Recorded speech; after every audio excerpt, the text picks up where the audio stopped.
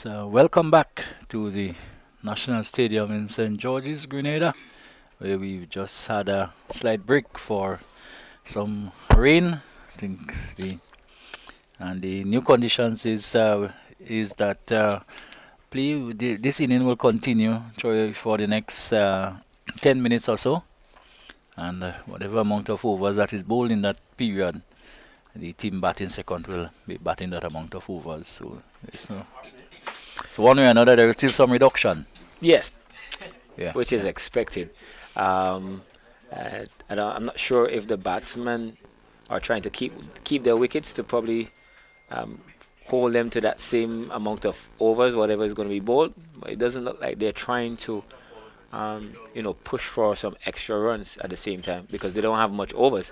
It's probably basically probably 5 overs they might get Well, there in. is only one wicket left also, so that has to be considered. So they would want to play as many deliveries as much as they can. So what we now looking at the start of the second over. In fact, the second delivery of the second over since the resumption. Yeah, and they have moved so far. They have moved on by 2 runs. They have advanced by 2 runs, and so they're now 193. They should be for 9, and we're in the over number 42 for the second over.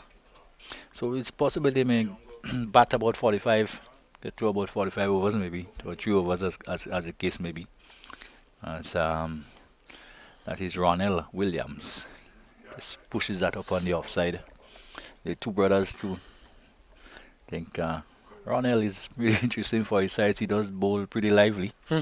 Yeah, I guess you would have seen him on a Yeah, few yeah, occasions. Yeah, yep. yeah, You wonder where the strength come from. I guess it's the yeah. hand Just speed and yeah, probably just mm, natural yeah. ability to bowl And fast. smoothness in the run up and everything. It virtually doesn't seem to. Yeah.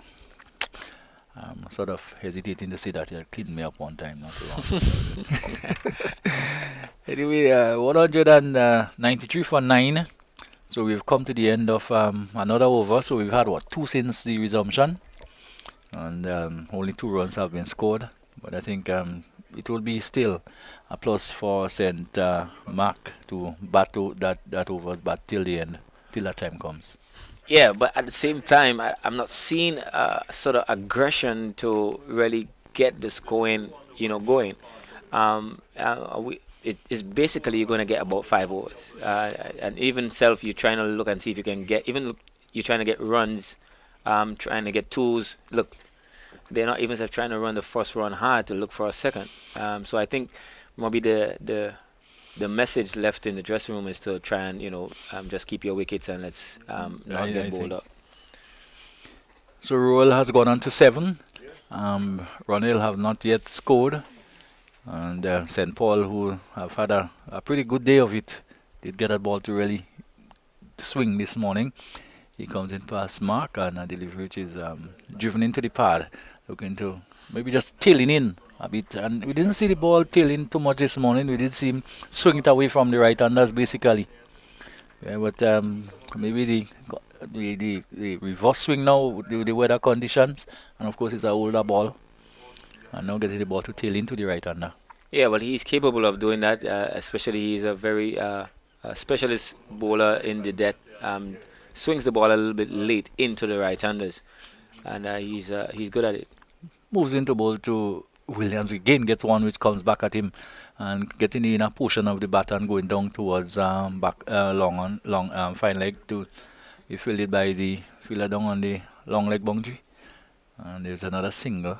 So all this is adding up, and 194 is beginning to look a fairly decent score when you consider the type of scores we've had in the tournament, and of course the batting of St. George's, which is not probably one of the stronger batting units but in the parish teams. There is St. Paul again, delivery again aside the off some. This time, uh, Ronell Ruel is just allowing that to go through to be taken by the keeper. Yeah, and you can see, I guess they're playing within their rights. They're not big hitters to say, okay, well, let's see if we can get a boundary in this over or so. So they're playing within their rights, seeing how they can pick up, the singles and the twos if they get, and try and see if they can get up to 200. Well, down the leg side this time and probably just clipping the pad. And it's way through, so no signal by the umpire. And they're two very two tiny guys, you know. And then one doesn't expect any kind of major power heating. It'd be very surprising. Yeah, but at Mm, the same time, I think the intent, even a ball on the leg side, you're looking for yeah, some way to get, some extra runs that would, yeah. give you a lift. I guess a little nudges here and there. He touched that one, and yes, he's gone. So it's the end of proceedings, edging outside the off stump, just looking to come forward, and another wicket to St. Paul, who deserved that. Was bowled pretty well, and he's now picked up what his second wicket, I think, second or third. Well, we'll get that, but delivery just outside the off stump and edge, and that's the end of the St. Mark inning. So the innings closed at 193 or 94. 96, 196. And I don't know, this could well be a very challenging total. So we had Redhead, just when this come off the screen because I can't quite see all of it, but yeah. But St. George's, all in all, it was a decent enough bowling performance, we could see. Yeah. And Yeah, I think the St. George's bowling attack did well, based on the conditions, mm, right. to restrict St. Mark's Mm, uh, to that total. St. Mark's has a heavy lineup yeah. of batsmen: Milius, Andrews, Hodge, Narayan, Lawrence, Etienne, Mm, Gangadine, and stuff in the middle. yeah. Would have thought they had the ability to get up to probably 240, 250 with Narayan and Etienne batting, but that was not. Well, Milinos got a start, and one thought that he should have probably gone on. He made 38, and in the end, he really gave it away. Andrews, well, he didn't really come off, Um, Hodge got a really good one from St. Paul, one which really bounced and left him. He had to play, and Kotoy took a beautiful catch to dismiss him. Narayan stayed around for a while for 26, and then in the end again, you get the feeling that he didn't. He gave it away a bit. Also, Etienne eventually was LBW to Charles. The other brother, Narayan, the other Narayan, he was caught red ball Charles at a crucial time too. Yeah, just at the time probably when he wanted to accelerate, he went. Also, Gangadin didn't last very long. Williams remained not out, and well, Ronell remains not out, and nine, and that was basically it. But I think St. Mark probably would feel very confident. They will feel that probably they have enough. I think that they do have. I probably would have been comfortable if I was the coach and manager of the team. Would have been comfortable with about 220, 230. The wicket would have given some uneven bunks, especially with the spinners. I think when seeing Etienne and Narayan facing them, you got some uneven bunks. I think if they do have the same sort of stuff from the wicket, they get the benefit from the wicket. It would be difficult for the St. George's batsmen to, get easy boundaries. So I think it would definitely have to be.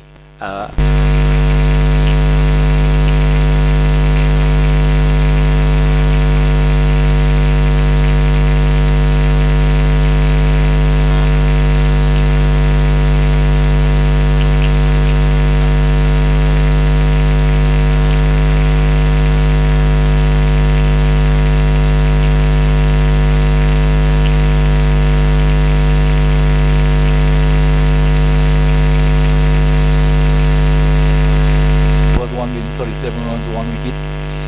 Kotoy had three overs, 16 runs, one wicket, and also Johnson, 7 overs. He didn't take a wicket, went for 29 runs. So, yes, it's check the bowling. Yeah, I'm surprised that Kotoy actually only bowled 3 overs. Bowled pretty well against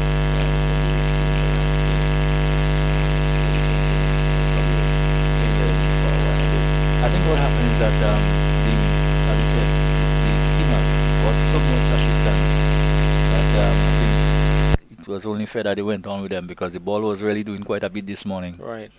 Yeah. So, well, what we're gonna do, Troy? We're gonna take a short break while the roller is out there as we prepare for the reply by St. George's. They will have to get 196 and 97 at their turn of the crease, barring no more interference by the weather. And I think that will be an interesting run chase. We encourage you to join us for that run chase. It will be very interesting. So until that time, goodbye.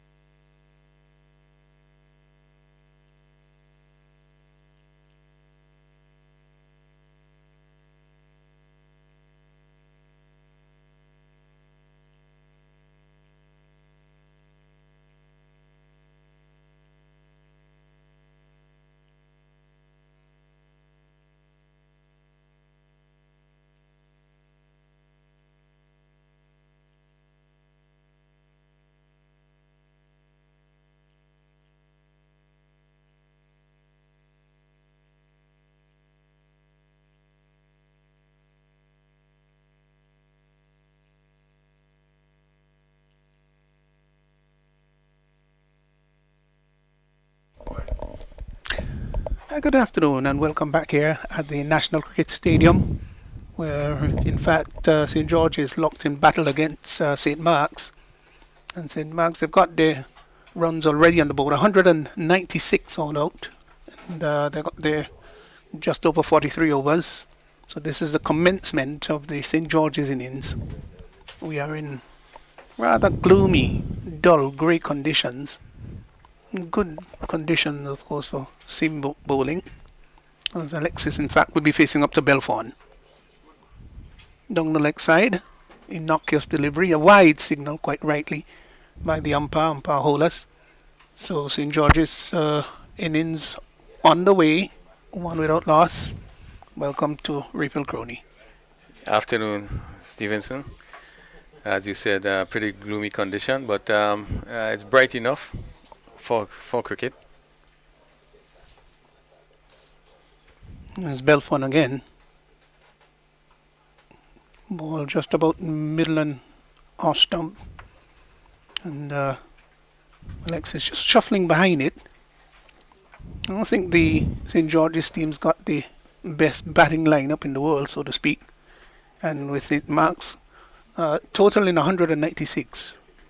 It will take quite a bit of asking to get there. Yeah, certainly. I think it will be challenging. You look at St George's, and you probably can pick out people like Cyprian Forsyth, who looked very well in the last game that they played. But the batting would be a challenge. It's Belfon again, outside the off stump, a bit wayward. Difficult take for Lyndon Lawrence behind the stumps. Ball sort of dying before he got to him. He's still on his knees, really. He's put on a bit of weight, hasn't he? Yes, certainly have put on some weight, like Rondeletian. Feel that backward point, they would have put on quite a bit of weight. Well, he got 42 in his innings. He's turned at the wicket, looking to tuck that down to backward square. I think he must have just missed out on that one. Ball cannoned into the rib area. So it sat up nicely. Pullable. Yeah, just a bit on the short side is Belfon. I guess just seem to be lumbering it, looking for a good line and length. Yeah, looks a little stiff still though. Left arm over the wicket. But he's got a nice economic approach to the wicket.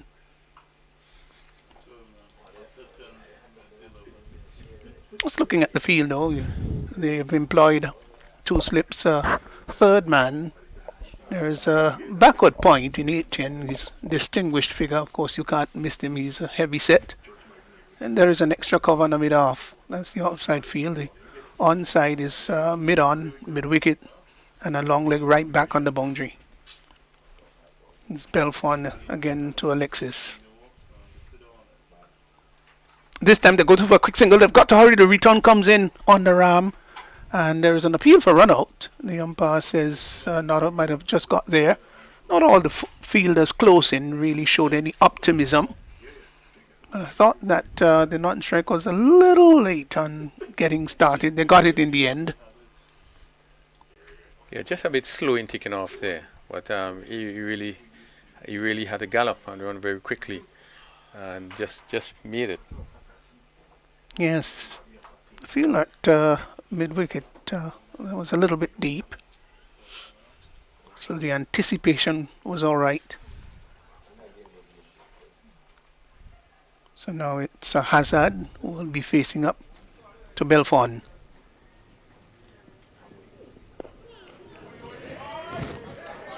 So that completes the first over. Delivery that just pushed up on the outside to a short extra cover. And at the end of the over, well, Alexis is one. Hazard yet to score.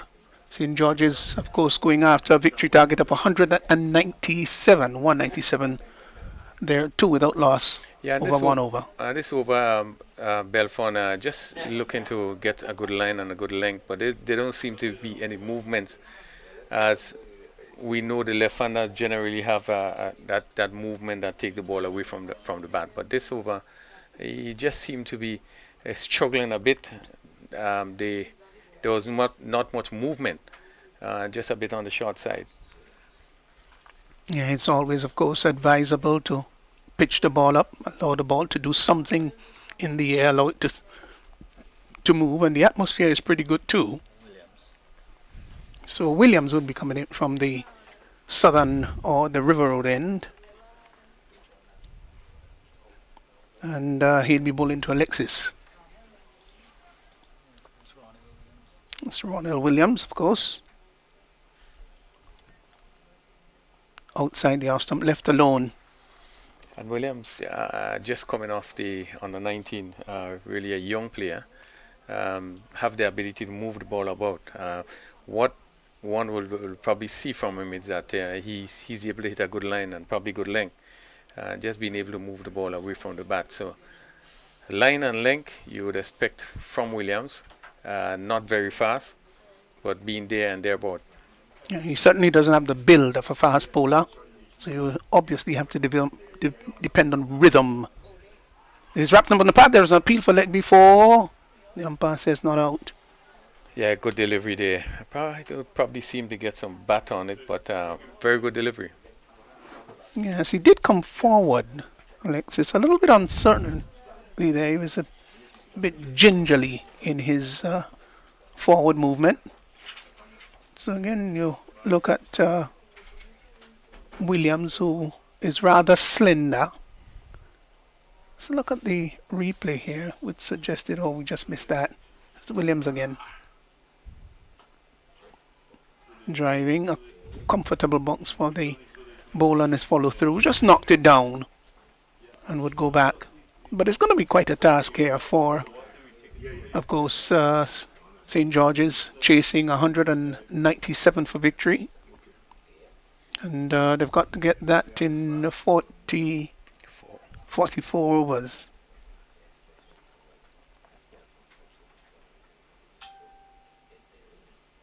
Wrapped him on the pad. There's the appeal for leg before. Must have got a nick to that one too. Yeah, this just seems slanting down the leg side, but once again we see that he's keeping the ball up to the bat. That's line and good length there.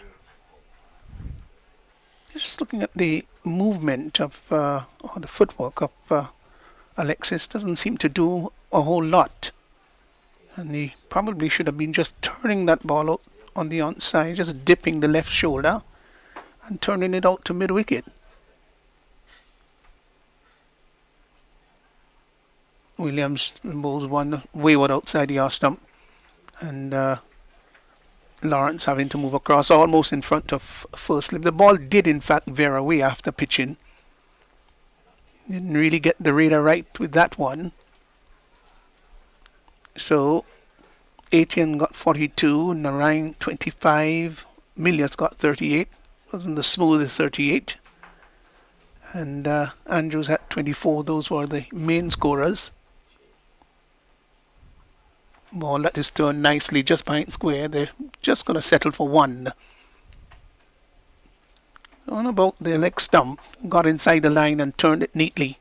So the over comes to an end. 3 overs gone, and 2 overs gone, and St. George's replying to 196 all out by St. Mark's. They're 3 without loss. Good over by Williams. Very evident that he's keeping the ball up to the bat.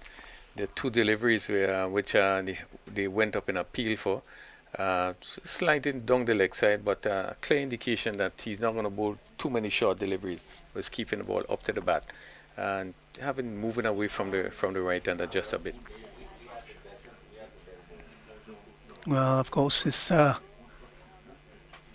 not the traditional month of playing cricket. Of course, traditionally, of course, you know, Repel back then. Hardly you had much cricket played in the month of October, November. Lots has changed. Wayward delivery outside the off stump.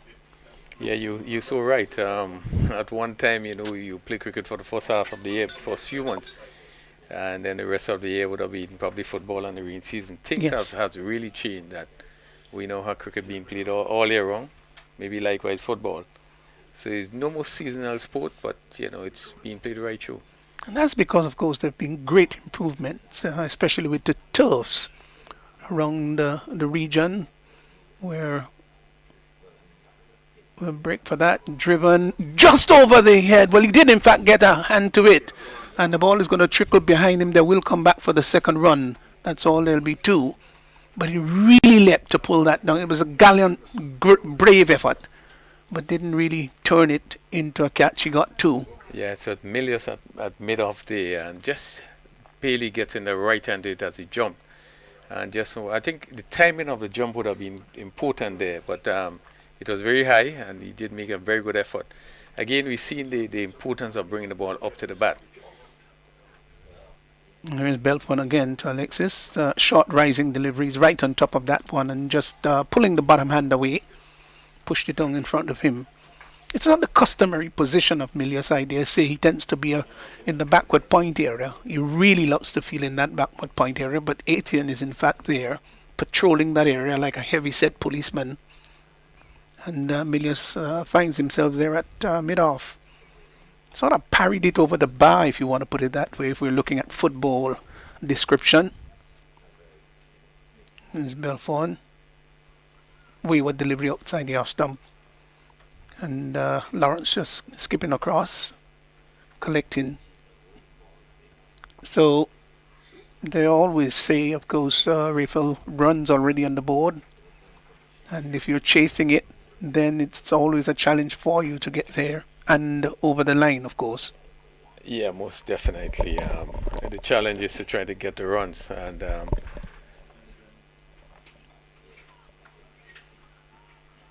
yeah, Lex is just opening the face of the bat skillfully and glides the ball down to third man. Gets a comfortable single. A lot will depend upon these two, Rafael, as to the start they will give to the St. George's innings. yeah, it's important that St. George have a good start. Probably, put on maybe a 40-50 before they lose the first wicket. But I think a good opening start is very good. It's a good platform to challenge that score. Yeah, good carry, that last delivery, bringing up the end of over number 3. 3 overs gone, St. George's 6 without loss. Yeah, much better over bowled by Belfon. I think he kept the ball up a bit more in this particular over. We see that catch being dropped at mid-off by Milius. Again, it was a result of the ball up to the bat and just slightly moving away. But certainly we have seen him just seem to settle down a bit more. Last delivery did extract a great deal of pace and bounce, and seemingly that he's getting into his own. Yeah, there's always a talk, Rafael, of if the ball gets to the hand, you should take it. And it wasn't really to the tip of his finger, so to speak, the drop catch. Down the leg side, wayward delivery confirmed wide by the umpire. He's got to be circumspect here. Is Williams doesn't want to spread the ball around at all, especially in the early overs of the game. You want to have the batsman playing as much as possible. Yeah, most definitely, and the condition is so ideal. I think the bowling of Williams and then to follow by Mike and Narayan would be essential and it would be key for St. Mark's. It's right on top of that previous delivery and pushed it out to a short extra cover. You were making a point about the drop catch. I just think probably there could have been probably a bit of misjudgment. The timing of the jump had to be essential. Maybe he was up a bit too early and had to stretch, and therefore was not able to hold it. But it was still a very good effort. Yes, it certainly was. Again, a wayward delivery down the leg side. He's angry with himself. It's a white signal by the umpire, and he has to be angry with himself there. That's Williams. That's the second time in the over that Lawrence has had to go down the leg side. This one was screaming even sharper and further down the leg side. Yeah, pitching just about leg stump and swinging further down the leg side. I just need to get that in the corridor, off stump, just outside the off stump. Yeah, and that's sometimes when you're just maybe striding for a little extra pace. Yeah. Line and length and good control is what's important. That's the line he wants, and that's the length he wants to have the batsman a little bit uneasy and as to whether he should come onto the front foot or ease onto the back foot. And sometimes when batsmen have those little indecisions, he may find himself a little bit half cocked.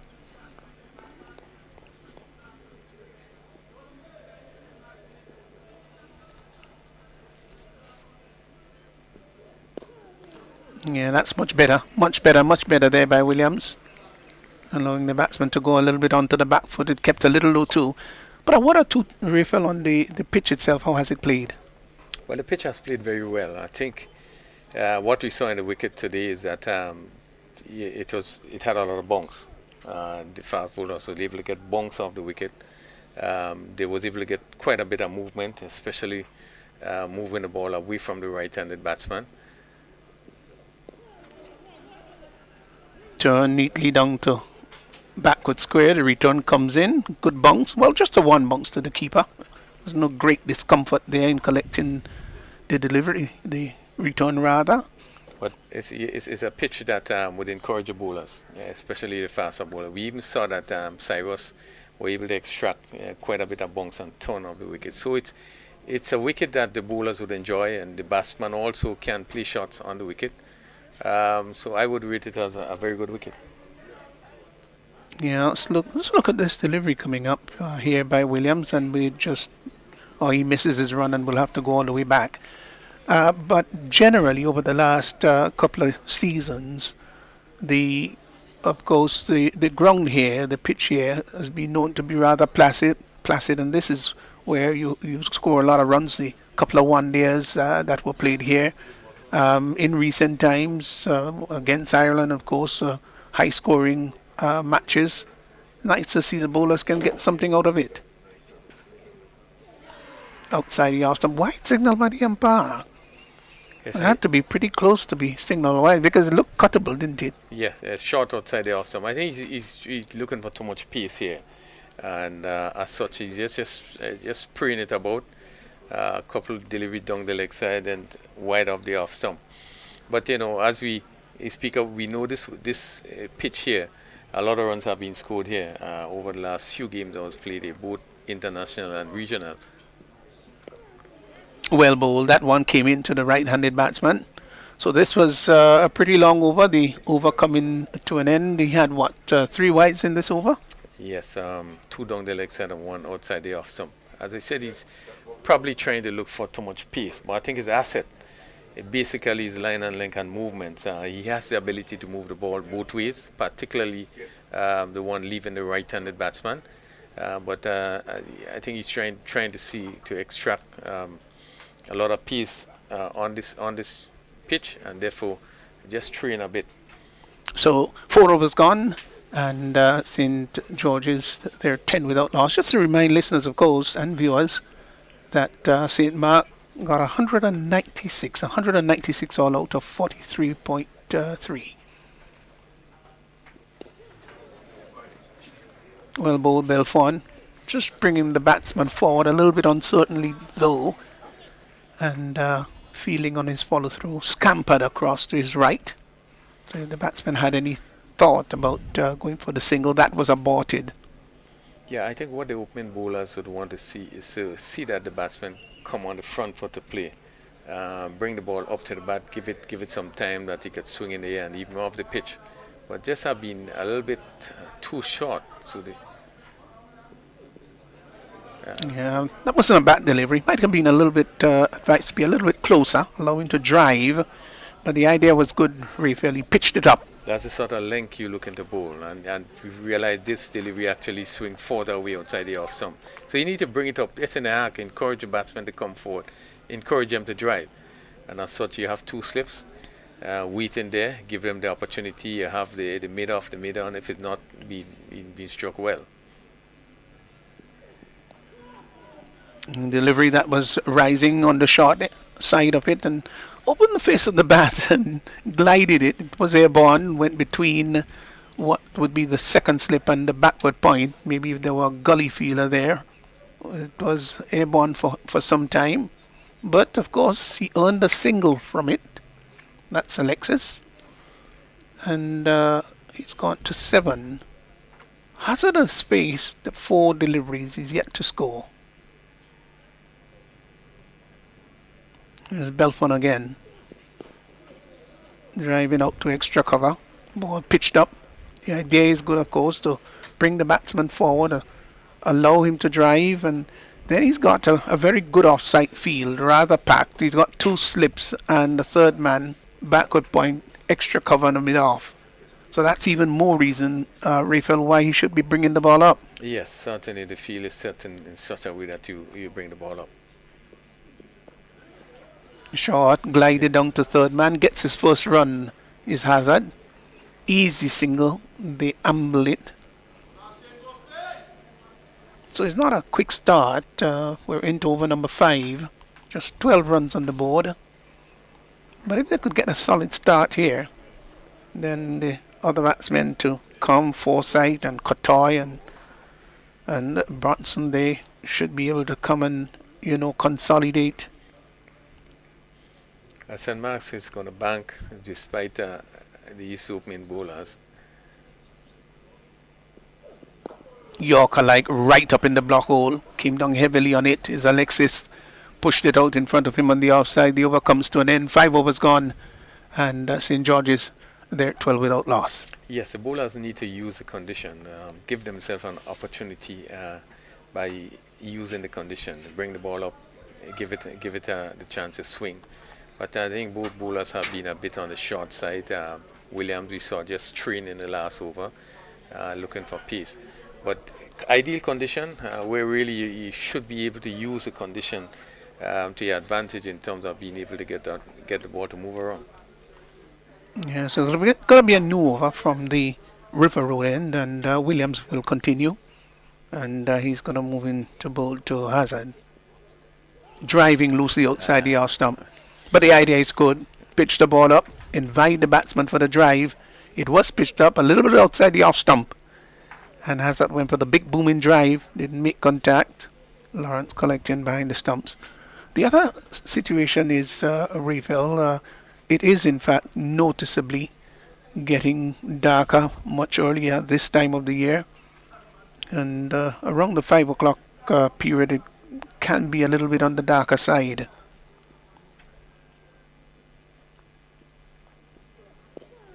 Well bowled right up in the almost in the block hole area, pushed up to extra cover. So that's another consideration you've got to look at, how fast it's going to get dark. It's 2 hours before that 5 o'clock hour. Yeah, that has been a condition, and there have been a thought in terms of even maybe the finals tomorrow, looking at starting maybe a half an hour earlier, maybe at a 9:30. That has been discussed.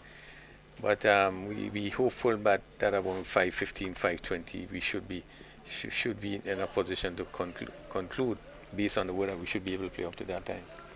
Yeah, we did have, in fact, a bit of a shower a little earlier on, and it did look rather dark and ominous for some time, but that has really subsided since.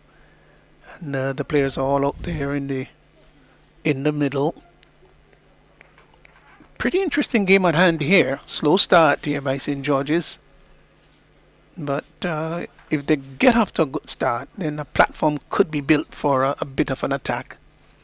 But so far, Belfon and Williams, they've been doing a good service. Both have bowled 13-dot balls so far.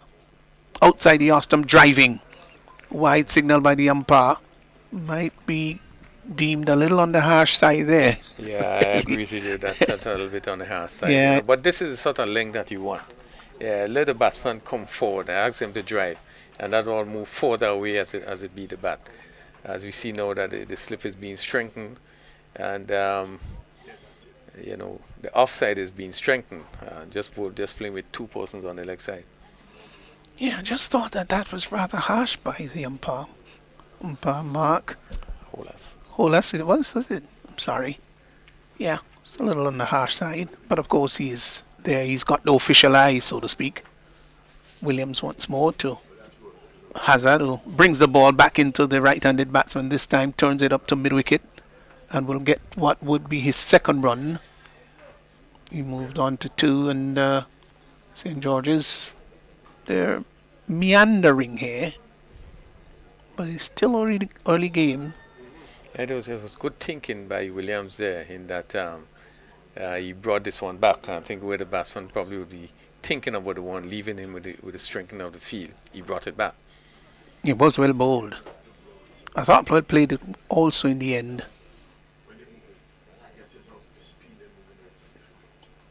Just the two slips in though. Short delivery.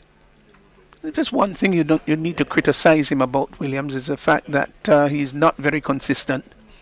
Bowls a good ball every now and again, so to speak. But then he's going to slant one down the leg side, bring one way outside the arse stump. Sometimes a little bit too short. And for an opening bowler, you don't want that at all. You want the batsman, as I said earlier on, to play as much as possible. Here is the final over. The final delivery coming up in this over.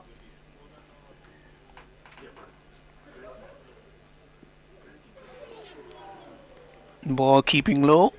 Good take by the keeper, Lawrence. Overcome to an end. 6 overs gone, 14 without loss. Yeah, not a bad over by Williams. This we seen in this over. He was able to keep the ball up to the bat. I think more than we have seen him in the overs before. Beating the bat on 2 occasions with the batsman coming forward and looking to drive. But I think St. Mark's is going to depend heavily on Mike and Narayan, who I assume probably will be coming on not too long from now. There's Kavim Hodge. There's also Rondell Etienne. These are some of the bowlers, Corvin Gangadine. So they have quite a bit of spin. And after we would have seen the seamers, we expect that these spinners really to be more or less fully involved in terms of what happens. Well, here's a delivery that just got the outside edge of Hazard. Ball might have just died before it got to the first slip. Your thoughts, Ripple? Yeah, it seems as though he just dropped in front. We look at the replay now to give us a better understanding of what actually happened there. Yeah, just dropping in front and to the right, but again, a sharper person probably would have been able to get under this one. See, movements. Yes, it's difficult when it's dropping just in front of you as a slipper. Never easy really to take those.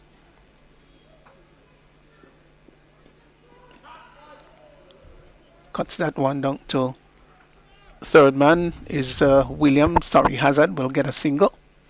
But what he does after bringing the ball up to the bat and taking the edge, he drops short. Yes. So you have to be consistent in keeping the ball up to the bat. That's your best chance. The short ball have to be used sparingly, surprisingly, but you want to keep the ball up. And again, the condition is so ideal. It's going to swing, so you just need to keep it up. Well, it might well be that he's at times maybe gripping the ball just a little on the tighter side. That could also result with it being a little on the shorter side. I'd also like to see him being able, Refill, to bring the ball back into the right-handed batsman. Now, when you're a left-arm seamer, especially in contemporary cricket, if you're predictable, whereby you're only bringing the ball away from the right-handed batsman, you become much easier to play. But most of our international left-arm seamers, they can bring the ball back into the right-handed batsman. Yeah, most definitely. We think about Preston McSween earlier this year in the regional games, and on a wicket that were very good for batting. I don't think it was conditioned like this. The sun was hot. He was not getting the assistance from the pitch as these bowlers are getting, and he was able to bring the ball back, and that proved really, really lethal. And I think he picked up 5 wickets in his last game here. Driven up to mid-off. Milius is there, stationed the ball, travelling quickly to him, but straight to him, didn't have to move to the left or to the right. Yeah, that's the thing. I don't think if you're looking for speed in reference to Preston McSween, whenever he brings the ball up, he looks more dangerous than if he's dropping the ball short. Yes, we would have commented on that quite a bit when we look at that game early on in the year. But he bowled well. Ball that is a little bit short on up on the line of the off stump, just pushed out to cover, squarish cover. But of course, Preston McSween doing services with the West Indies team in New Zealand. Left a few days ago, Yeah, left on Sunday. I think. Sunday. The first match is carded for the 27th, I think it is, of November. 3 2020 matches. Pitched up, pushed up to mid-off again. Miles comes in, fields the ball over, comes to an end. So 7 overs gone. It's slow going here, and Alexis is not out 7. Hazard will be taking strike. He's on 3, 15 without loss. Yeah, quiet start by St. George's. Both batsmen does not seem to be in any major problem. I think the bowlers just need to be a bit more penetrative. The length they need to adjust the length so that it can assist in creating more problem for the batsman. But St. George's certainly want to make sure that they have a good foundation, a good start, if they are really going to challenge that score of 196. Admittedly, they've not lost a wicket as yet, but they're scoring at just around 2 runs per over, which is not good going at all. I think they need to just quicken that up, be a little bit more positive.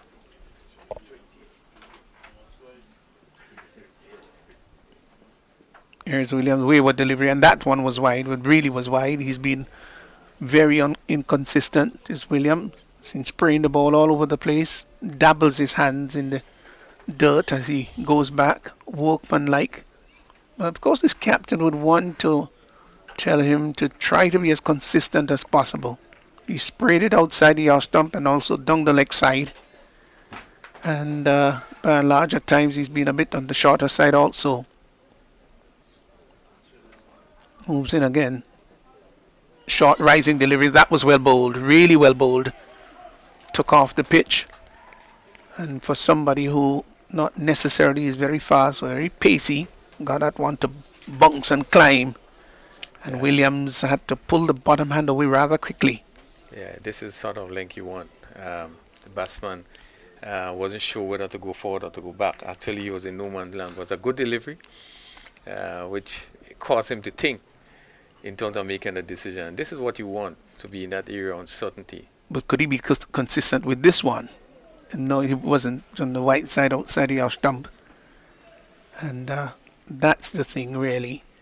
And the hallmark, Raphael, of a good bowler is not necessarily how fast you might be, but how consistent you are in terms of your line and length. And that's why the really great fast bowlers in any era were those who were not necessarily all out quick, but those who were model of line and length. So you'd certainly want to think about Curtly Ambrose, Glenn McGrath, who was very good at that. Of course, Joel Garner also. These bowlers, you think about them, they were very consistent in terms of line and length.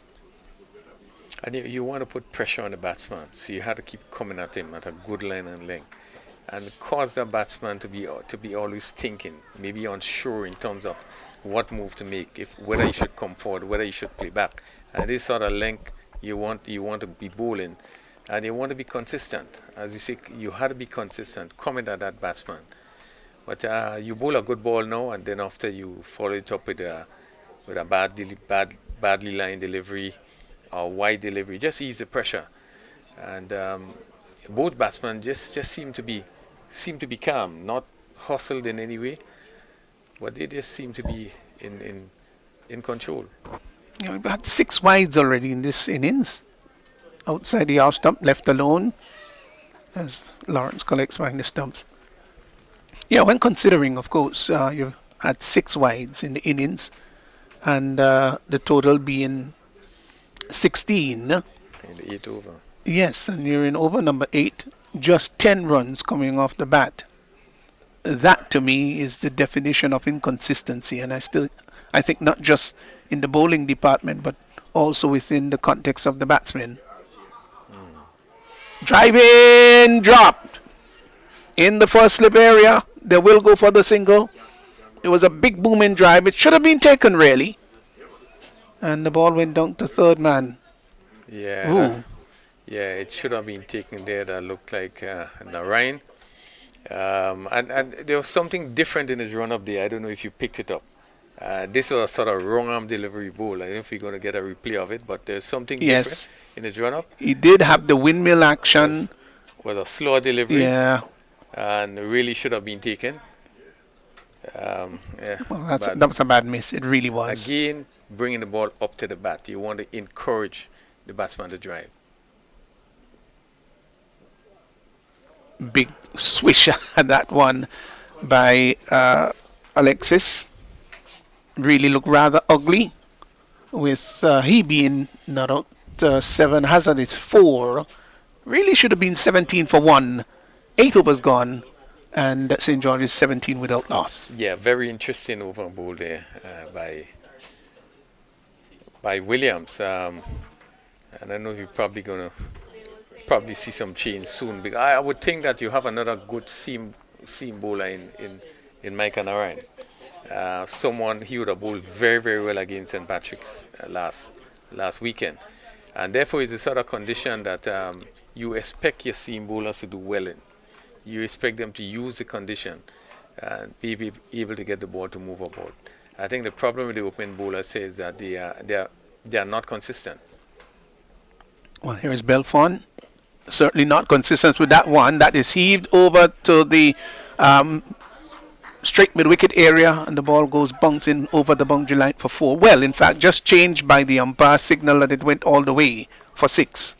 Yeah, good shot. Bad delivery, and this is, I think, one of the first bad deliveries seen bowled there. Belfont full toss, and it was hit over mid-wicket, just wide mid-wicket, and went over the boundary for 6. Yeah, it was a full toss right on the line of the leg stump thereabout, and he lifted it. No one there, and got 6 rather. So Belfont maybe tiring a little bit. Well bowled this one. This one just pulled back in length a bit, pushed out to extra cover. So Alexis has he's gone on to what? Sorry, that's Hazard has now gone into double figures. He's on 10. Got a real gift the previous delivery and made good use of it.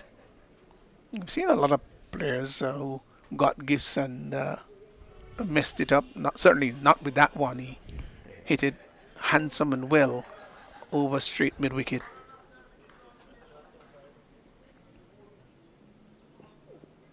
Beaten outside the off stump by an absolute beauty.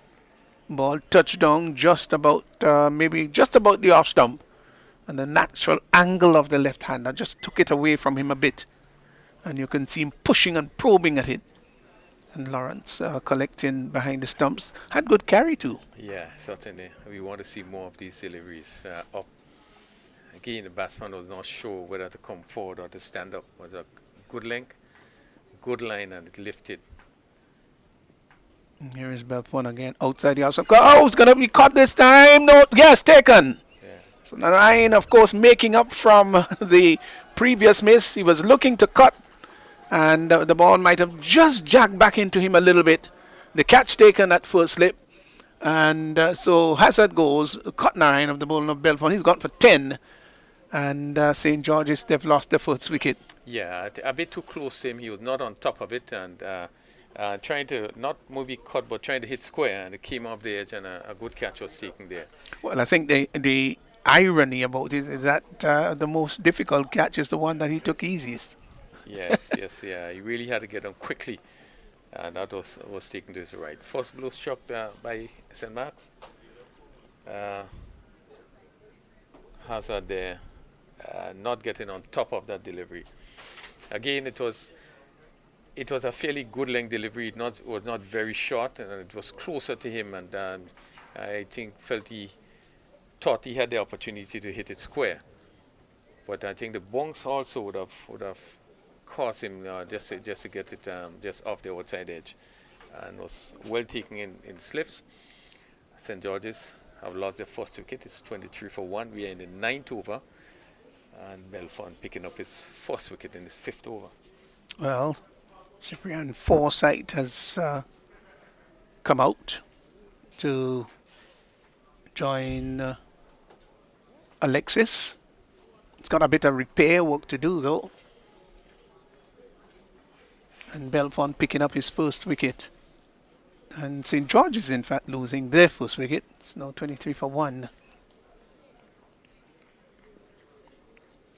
So Forsyth just tapping away at the crease, old-fashioned manner. Left alone outside the off stump. Collected by the keeper. How much things have changed, Raphael? Back then, we had batsmen who used to tap away at the crease. All the good old-fashioned cricketers. These days, you'll find the backlift high, ready, and almost baseball-like. But back then, the batsmen used to tap away at the crease, like what you may just see Forsyth doing. Let's look and see what he does. You're sure right. That's right. He's the old-fashioned batsman that would tap away outside the off stump. That one had a little bit more pace onto it. The over comes to an end. No, not quite yet. Let me see how many deliveries have gone in the so far. So Belfont having the scalp of Hazard. And certainly he's now bowling a better length. Yes. That delivery to Forsyth was a pretty good length, Probably just could have been closer, but the length itself was good. It's a good catch too, wasn't it? Here's Belfont too. Forsyth who angles the ball and Hodge picks up there at gully. So the over comes to an end, and after some 9 overs, replying of course to 196 all out St. Mark, St. George's is 23 for 1. 23 for 1. More thoughts from you, Raphael Crony, and then Justin Hector is up next. Yeah, a good testing period for St. George's. We had some 9 overs being bowled. 23 for 1 has been a very slow period, but St. Mark's just need to, the bowlers just need to adjust the length in terms of the length that they bowl. And I would believe that it will create more problem for the batsman as William continues from that southern end. Nice, easy approach comes in on both. So Alex is going for a big booming drive again. He has to be careful. He has to know that there is a task ahead of him, but he was put down already. And I think again that shot really wasn't on. Yeah, the length wasn't there. The pressure, and we know into the 10th over, and the scoring have been very slow. So I think as pressure builds on the batsman, they're going to take more chances. And this is what you see Alexis there trying to hit a good length delivery somewhere over mid-off, as we see the mid-off fielder is now dropped back to long off. The backward point is now going further back, Ronald Etienne. So some signs of aggression shown there by Alexis. Yes, so Forsyth has come out. He's on the non-striker's end. And we watch as Williams begins to move in now. Nice smooth approach, passes the umpire and bowl. A delivery which Alexis this time is much more sedate, just gets into line and pushes it up towards extra cover, where Narayan is doing the fielding and there is no run. The total remains on 23 for 1. We're in over number 10. It's been, as I said, we felt pretty slow going for the St. George's team, but of course there is a lot of time, a lot of overs remaining in which to get those runs. As Williams comes in again and bows, so Alexis this time is driving down towards the man who was just sent out on the boundary, and comes in and fields and throws the return back in. Is that Milinos out there? Yes. So another single to take the total on to 24. And pretty cool evening, almost overcast conditions. Yeah. But what you didn't see, we saw a lot of movement, exaggerated movement this morning. We're not seeing that this afternoon at all. Yeah, certainly. But I think the difference was that the opening bowlers would have brought the ball up to the bat. I think was. Well, Williams now delivering, which is full length, which Forsyth just comes forward and strokes up towards extra cover Yeah, and there's no run. yeah, both Redhead and St. Paul. I thought that they brought the ball up to the bat a bit more, so they were able to extract quite a great deal of bunks, and they were able to get quite a bit of movement. Yeah, but there's something about the speech here at the National Stadium. We will talk a little bit more about it. As Williams moves in again from the southern end to bowl to Forsyth, and Forsyth is cutting the ball coming off the inner portion of the bat, look there going his way and coming down in front of us here, the third man area. In fact, that would have been fine leg, very, very fine indeed. And he gets a boundary to take him off the mark, and that will help the cause of St. George's. Yeah, a well needed boundary. Just a bit of a log there as we look at the replay. The ball was not short enough, No, and and he was looking to hit probably fine. It came back, and just took the bottom of the bat and just barely missed the stumps. Way too close to him. I don't know, does the tide, Queen's Park being close to the sea and being so much on the sea level, does the tide affect the players? Well, you come back to that. Beautiful shot. And they hold the pose and it goes all the way for 6, yes. So over pitch this time and given the Yeah. full treatment. Lovely shot by Cyprian Forsyth. Yeah, that's a superb shot, and hitting on the up and hitting it straight back.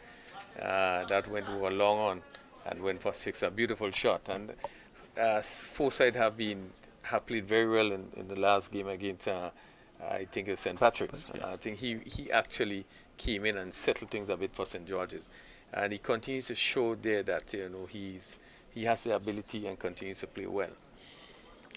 But And cricket in IQ. just to go back to talk about the conditions. I know very clearly before what used to happen when we have a game at the stadium here, when 3 o'clock in the afternoon, where the ball started to bend, the ball really started to move. It haven't been that have been so pronounced, I think, since the stadium has been built. You know, I guess with the area being with the pavilion there would have affected that, but ideally what used to happen when 3 o'clock in the afternoon, you could tell yourself that the ball is going to begin to swing around. Yeah, tide. Yeah, and being on the sea level and stuff, all of that. When the water table gets higher or lower, as the case might be. So I've heard about it. I've heard a lot about it in the past, the very past, when talk about after a certain time in the day, batting become very difficult here at the National Stadium. Wicket tends to fall around that time. Yeah, that was very true. I certainly experienced that, and I saw it happen. Right. You know, so. Yes. So there will be a change of bowling now. Hodge, yeah. So the Volcano captain, Hodge, is left arm around the wicket. So he'll be taking the ball away from the right hand. It will be very interesting because Hodge is a fairly intelligent bowler. I think this is where the test is going to be now in terms of Yes, he comes in and he St. bowls. George's scoring runs. Yeah. Hodge, is pretty tight, and it would be interesting to see the approach of Alexis. So Alexis with as taps away at the crease. Hodge comes in now and bowls to Alexis. Alexis gets one on target and manages to get a single down towards long on. Milinos comes off the boundary to do the fielding. And there is a single there for Alexis to take him on to 9. 10 it is to Cyprian Forsyth. 35 for 1. We're in over number 11. Midway into over number 11. Here is Hodge, and a quicker ball by Hodge and a loud appeal, and not out, says the umpire. The ball just going down the leg side, but Forsyth beaten a little bit there, probably for pace and more than anything else. Yeah, good decision. Quicker delivery that really rushed into the pad, just missing the leg stump. So here is Hodge again on his way to bowl to Forsyth. Forsyth looking to sweep this time, and what is happening is bowl him. He's clean him up.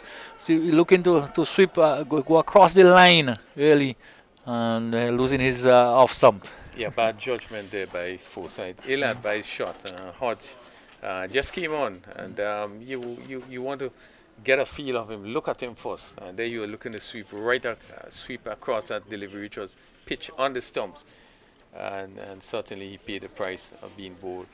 Yes. and St. George is losing a second wicket. And a crucial wicket too. Forsyth was done pretty well for them in the tournament so far. And well, a very important battle now. Kotoy would know Hodge, Hodge would know Kotoy. So it will be, and I think that if anybody probably can drag the game close to the total, probably it would be Kotoy. Who else you could think about? St. George have in fact, some useful batsmen coming to the tail end. I mean, hitters probably who could hit a boundary or two, but do they have that kind of Yeah, depth? yeah. As I said before, that's one of the challenge with St. George's in terms of the batting. We can remember the game against St. David's. They were in a spot of bother, and then Cyrus came in and scored 50 yard, and then they had the lower half of the batting. I think after the rain, when the guys came in, and I think St. David's would have missed something there. Yeah. In that instead of trying to get them out, they were trying to rush to get as much overs as possible, which caused them to reach up to this kind of score that they reach up. But I think the weak area of St. George's have to be the batting. Yeah. So Captain Hodge will certainly want to exploit that, and with the lefty in at the strike now, so now he'll be bringing the ball back into the left hander, and with a little bit of not much rough to talk about, but some rough in front probably would help Hodge to get that ball to come back into the left hander as a delivery which is flicking away on the onside. Kotoy getting off the mark immediately, and he gets a single to take him off the mark. The score goes on to 36 at the end of 11. Yeah, as I said before, the challenge really would come when the spinners come on. Hodge, as we know, pretty tight. You're going to bowl stump to stump. He wouldn't give you much chance to hit, and it will create a problem for the batsman, because if you can't score, you would have to take chances to make sure that runs is being scored. And I think we saw that Forsyth didn't give himself a chance really, but tried to get off to him very early and lost his wicket. But we look at the bowling of the spinners to come. Left-handed Ronald Etienne, he's another one that can be very tight, bowl straight to the wicket. He also can create some serious challenges, and you still have the leg spin of Gangadin. So yes. they do have the option in terms of the spin. And then I guess we're going to see probably Mike and Narayan picking it up with condition that is really ideal for this kind of bowling. And of course too, Sunil Narayan do bowl a bit of spin also. Yeah. So they're well served when it comes to that. As the captain now, Micah is I call it a little dibbly-dobbly, just get little. Yeah, he's a really intelligent cricketer. He's one that studies the game, and he could read things. So here he is now, on his way to bowl to Kotoy. Kotoy comes forward and looking to drive, but again, you could see he was just not there, not quite to the pitch of the delivery, and probably wanting to attack and then realizing that it's not there. Yeah. Again, the St. Mark bowler just ensuring, and that's what they need to do, just bowl stump to stump, keep maintain a good line, a good length, and ask the batsman to make errors, make mistake.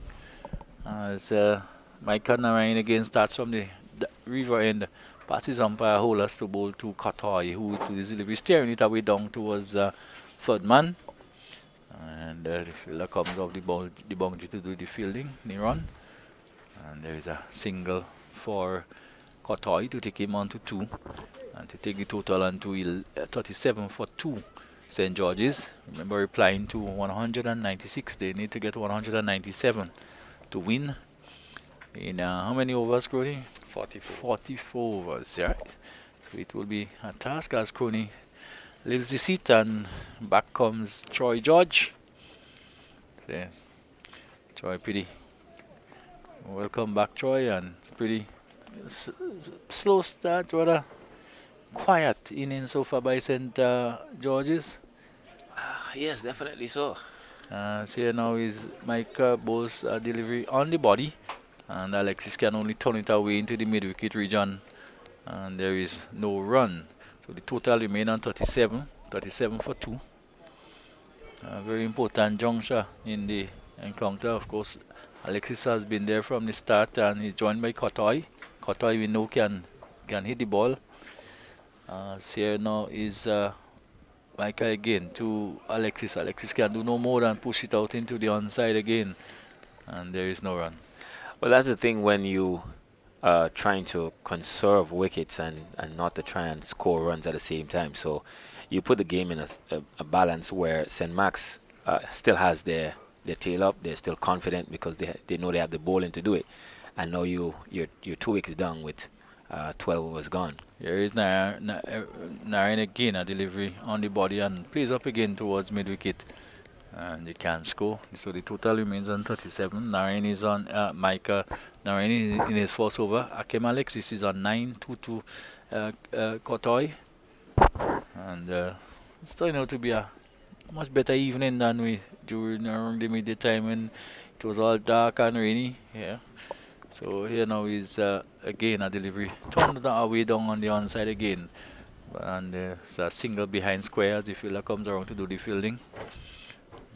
Pretty leg by signal by the umpire. So that's the end of another over, the end of the 11th. At the end of it, 38 for 2. Kotoy is 2. Alexis is 10. And that's the latest situation here. Yeah, well, I knew Cyprian Forsyth is a very attacking batsman. Sort of predicted that if he didn't get out early, he would score fast. And his intent is always a busy one. Unfortunately, he played the wrong shot at a very intelligent bowler with Hodge. And Hodge's intention here is to just to feed you a couple outside and really bowl the straighter one into the right-handers. It's a normal thing that he does in the Windward Island camp. So let's see how he goes. He goes in now to bowl to Kotoy, to Alexis. Alexis comes forward and again plays it back to the bowler. So here it's Hodge again from the northern or the commentator's boot ends. Forces it away down towards mid-off. Can score Millenius in to do the fielding. And again, it's no run. The median on the mid-off is up to Hodge, so inviting the batsman to go over the top. And delivery which is steered out towards ATN behind point on the offside. And there is no run, but St. Mark certainly they almost have the game at a stranglehold. The batsmen just can't seem to free themselves. Again, another delivery pushed up towards, and one could see the fieldsman virtually inching closer and closer, almost as every delivery. Yeah, well, right now I think Really it's tight. I think it's a chess game that it has to be played between batsmen and bowlers. I think St. George's, despite losing 2 wickets, has the advantage at this point. And let us see if they can really take advantage and outsmart this. Hodge to Alexis, and just this time a little more air given, and one could see Alexis reaching for it, and you could have seen it coming. Hodge would have brought the shot extra cover in, especially for that purpose. So very intelligent bowling, and one can actually see that the mindset and the plan being executed. But it went to a single was taken then, and Alexis will move to 10. 10 hasn't been a good number for St. George's so far. They've lost the 2 batsmen on 10. As here is Hodge again to bowl to Kotoy, who to these deliveries on the back foot and getting one probably that bounced a little more than he anticipated. And we just getting it on the glove and putting it back down on the onside. There is no run. So at the end of another over, at the end of the 39 for 2 is the latest score here at the National Stadium. And you can see the intent of the batsman and the different level in terms of Kotoy and the opener in Hazard, and even Alexis, in terms of trying to be a little more attacking, but trying to get the score rotating and not to be bogged down in a sort of tight position. Now, where overs is being bowled a little faster with Hodge and Micah, you putting yourself on a little pressure here. We need to score some runs. But at the same time, you want to think about who is it in the St. Mark's lineup that you can attack and probably get 4-6 runs and over. You probably want to see Hodges off at the same time trying to score at least 3 and over from him to get your scoring rate going, and see what you can do without Micah getting a wicket. Micah to delivery down the leg side, wide signal by umpire Olas. So just getting the line wrong, was slipping down the leg side, and it's 40-40 for two. Yeah, and Micah is the bowler that is sort of difficult to get away because he swings that ball into the right and is really, really, really nice. He's short in stature, so the ball would not rise, so it's really, really difficult. But you can probably hit him straight down, might be a good option. Hit ball again, and delivery which cuts back in, and Cotter could be in trouble if he hits the outs. Well, he missed. Did he hit? He misses, but where was he going? Well, delivery that was just played out on the onside, and Cotter committed himself to the single, and almost caused some problems for himself, but he got back safely. Yeah, I don't think that was a run, but at the same time, you can see the intent of the batsman, his mindset is to try and get the total ticking, however possible, because you put yourself in a, even though you have overs in hand, but you put yourself in a situation where it's tight, the confidence of your players, it sort of puts a little pressure on batsmen, and rash shots then come into play. And fielders always have the advantage when that happens. Well, here is delivery again, very tight onto the body. But Michael did really just, yeah, keeping it very tight, all in line, almost in line with the body, and making it very difficult for the batsman to free their arms. Yeah, well, I don't think Akim would probably want to take the chance at this time. If he tried, the best option here would probably be a chip down, half chip down the ground and try and hit straight back with the in swing, but trying to keep your bat as straight as possible. Here is Michael again outside the Osman, intelligently played, just tearing it away from. There is no slip, and all he had to do was to get it past the keeper. He did, and Lyndon Lawrence not even making an attempt at it. Found rather flat-footed, which is rather strange. I thought he had a lot of time to see because the shot was virtually telegraphed. So one wonders why he didn't actually go for it. I think it was well played. He knew that there was not a slip in place, and it was a safe shot to play a dab down Tudman. I didn't think he expected to go that fine. Maybe Um, not. Yeah, he probably looked for a single, but then again, runs is runs. 4 runs is some ease off the pressure of the over in terms of how things are, and especially for Alexis, he's not pushed on as he would like. He's not normally a free scoring batsman. Here is Michael again to him and deliver again on the body, in the line of the body, and plays it up towards the wicket, and there is no runs. Yeah, so he has gotten off the 10, which was probably the biggest concern.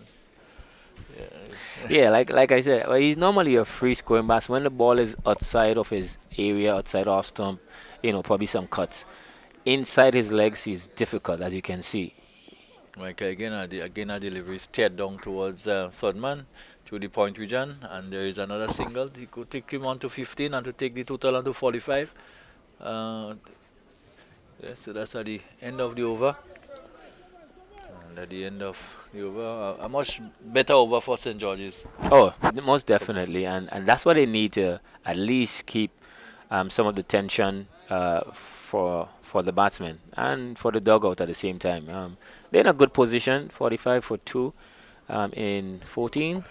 It's a good position. Like I said, watching the wicket, seeing not much movement from Belfon and Williams in the first couple of overs, I visioned it would have been a very a tight game. It would be a nice chase to see who wins this chess game. Here is Hodge on his way to bowl to Alexis. Alexis off the back foot and looking to hit it hard, and it does get it through, and not a good bit of feeling at all there by the fielder who's milling us there at mid-off. As probably expecting the short extra cover to cut it off. I can understand it anyway, but it goes through the gap and it goes for 4. And another welcome boundary for Alexis. He goes to 19, 49 for 2. As the 50 is about to come. So let's see what happens. The short extra cover and the man at mid-off. Maybe the ball was timed a little better than we thought. Just beating them both.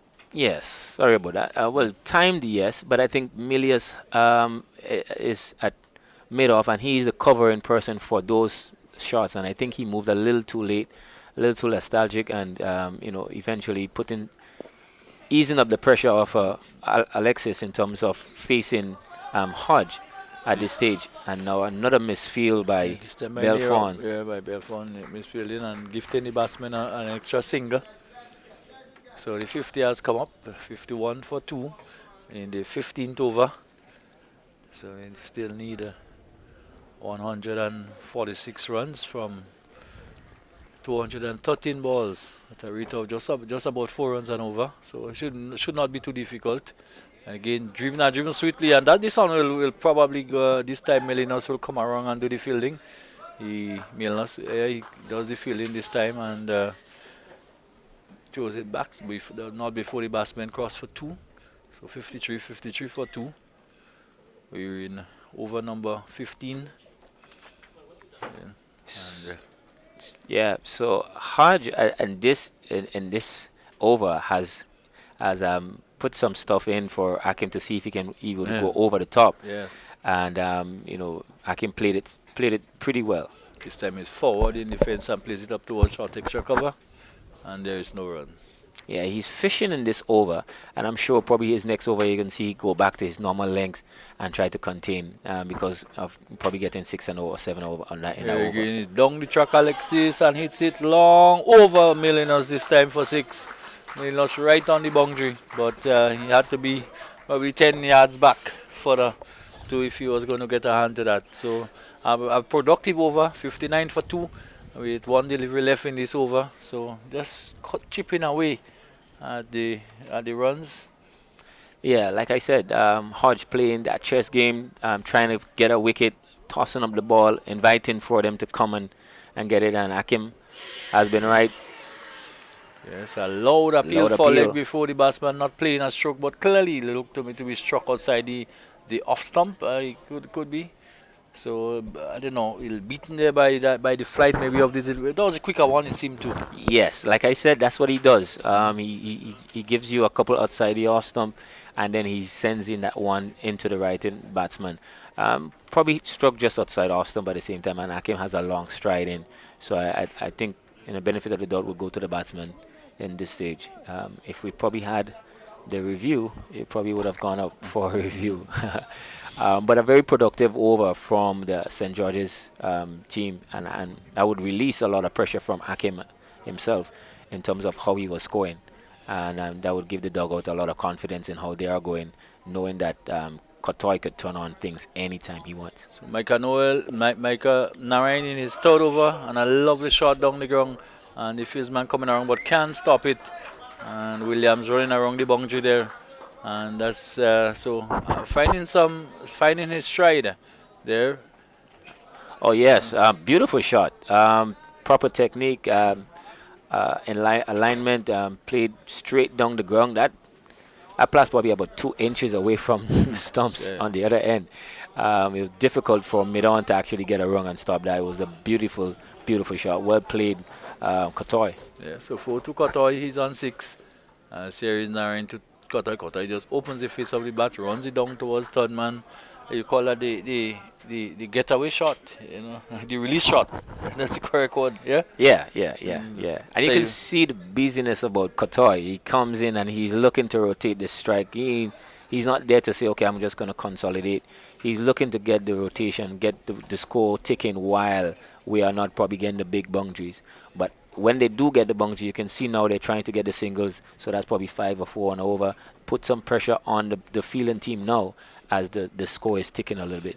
Here is Narayan on his way to bowl to Alexis. Alexis gets one which is look at just a bit loose, just getting the bat out there and hitting the face of the bat and going back up towards the bowler on the onside. So 5 so far in the 3 deliveries bowled. It's very much what they require at the moment, which is just about 4. Yeah, and like I said, for now, Micah is that skiddy bowler. Difficult once he maintains that length to really put him away. So it's either one or two things that you, as a batsman, would want to do. Either you stay and conserve and rotate and get strike, or either you decide one or the other. Probably take a bat out of your crease, cut back on the swing from coming in, and try and go straight. Maybe between over the umpire head, mid-on area, because he has mid-off back, and normally ball swinging into you would not probably go to mid-off. Here is Micah Naren on his way to ball to Alexis. Alexis looking to pull and getting straight towards there. Very quick single. If he had hit, he was in trouble again. A quick single, but Alexis was very slow to get off the mark.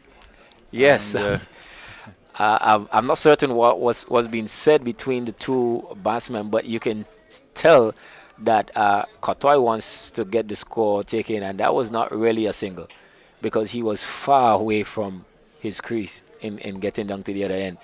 And if Milius was just a little bit straighter, he would have been gone.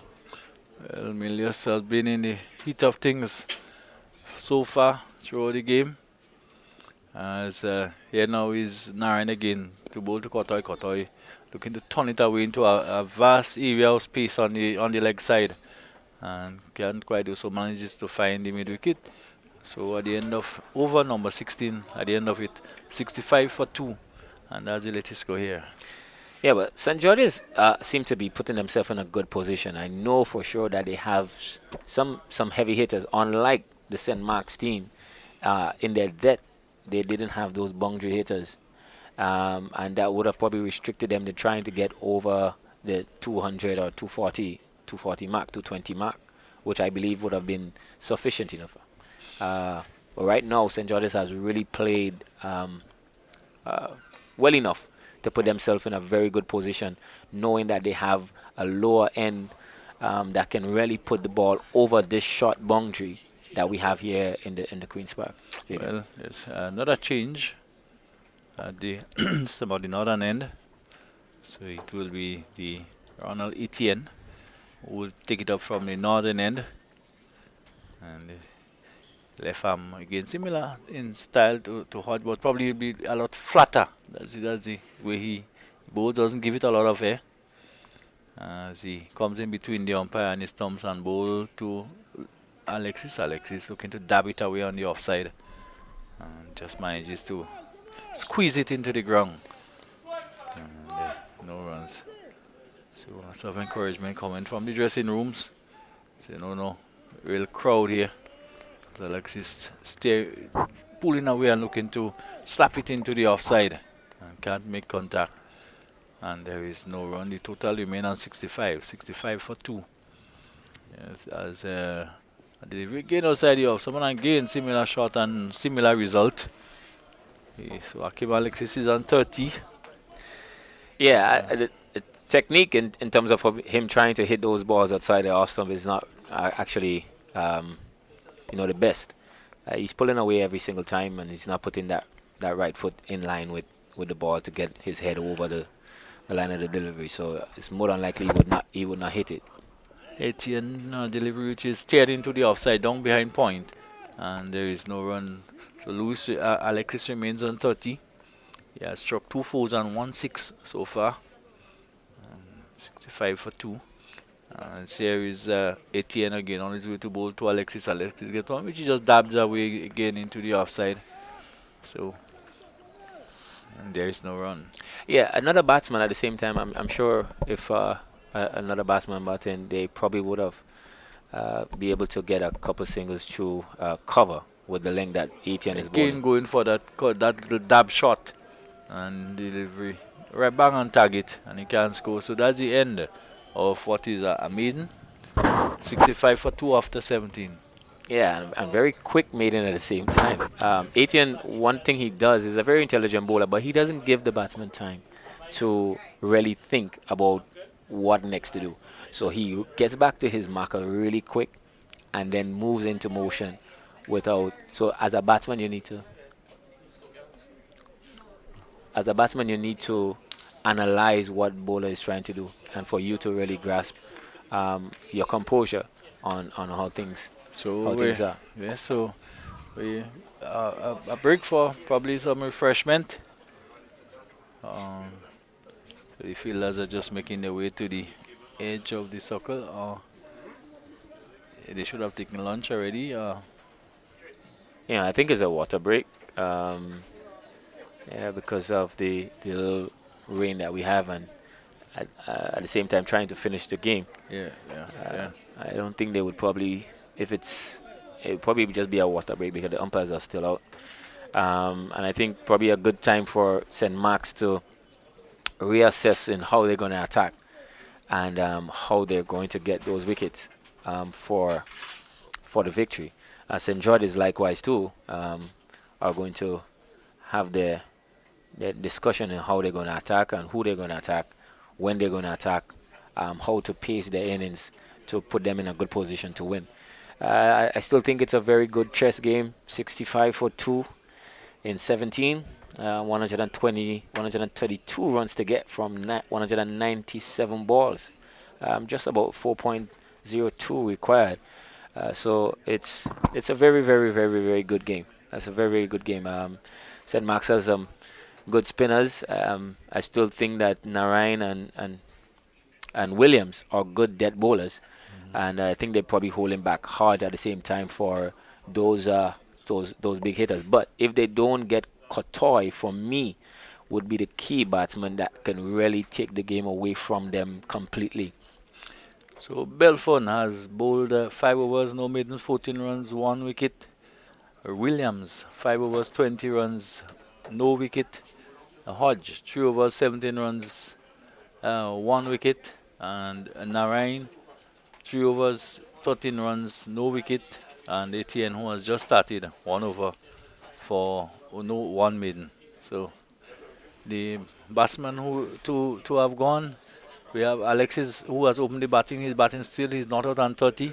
Hazard was caught by Narayan, bowl Belfon for 10. So Forsyth also bowl Hodge but for 10. Kotoy is on 7.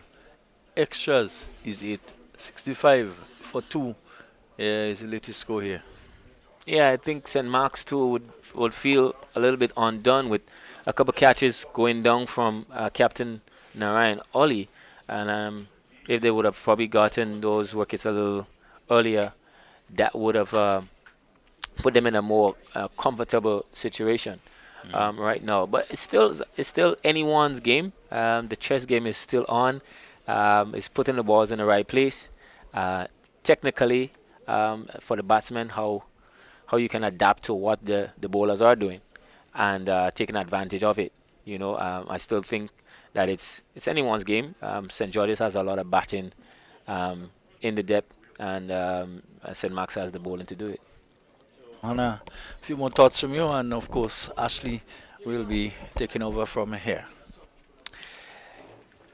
Yeah, so it's still a beautiful day down here. The weather seems to be changing a bit, and right now I'm not sure it's a duck welly system will come into play. St. George's probably might be a little edge in front in terms of their position. 17 overs, 65 for 2, chasing 196. And after that water break, Cummins, what do you think? Well, we have lost the sunshine down here for a very long period, and 65 for 2 after 17 overs. And Georges, I think that they just have a slight ascendancy in this game, and I think that what happens from here on will really know who will be playing the finals on tomorrow Against me. against St. David. But it's all Mike and Narayan. He'll be bowling to Kotoy. Kotoy is on 7 of 7 deliveries, comes in and bowl, and this one is walked up the pads through short mid wicket, and there is no run. Score remain on 65 for 2. We are in the 18th over, and I guess you have put in a lot of work this morning, getting ready for tomorrow finals. Yeah, personally, I think the guys already geared up. One of the players told me they're going down in the nets and get some stuff done. So they're keen, knowing that this is being broadcast all over the world at the same time. You have some players there that has the ability to still play at the highest level and continue it. We have young guys coming up, and they want to make sure that the selectors or coaches can see what they can do. So they want to prove themselves worthy. Narayan bowls to Kotoy, and again this time he's playing this one very quick up the pad, and that would run close to the boundary. It's get crosses the boundary line and it's 4 runs. 4 runs to Cotoy. He moves to 11 and the score races on to 69 for 2. St. George's continue to get runs here when they are not scoring the boundaries. They are getting the singles, and this is good cricket. Yeah, Kotoy, like I said, he's a talented batsman. Playing for the Windward Islands and batting in the middle order, he can actually change the scope of things very, very quickly.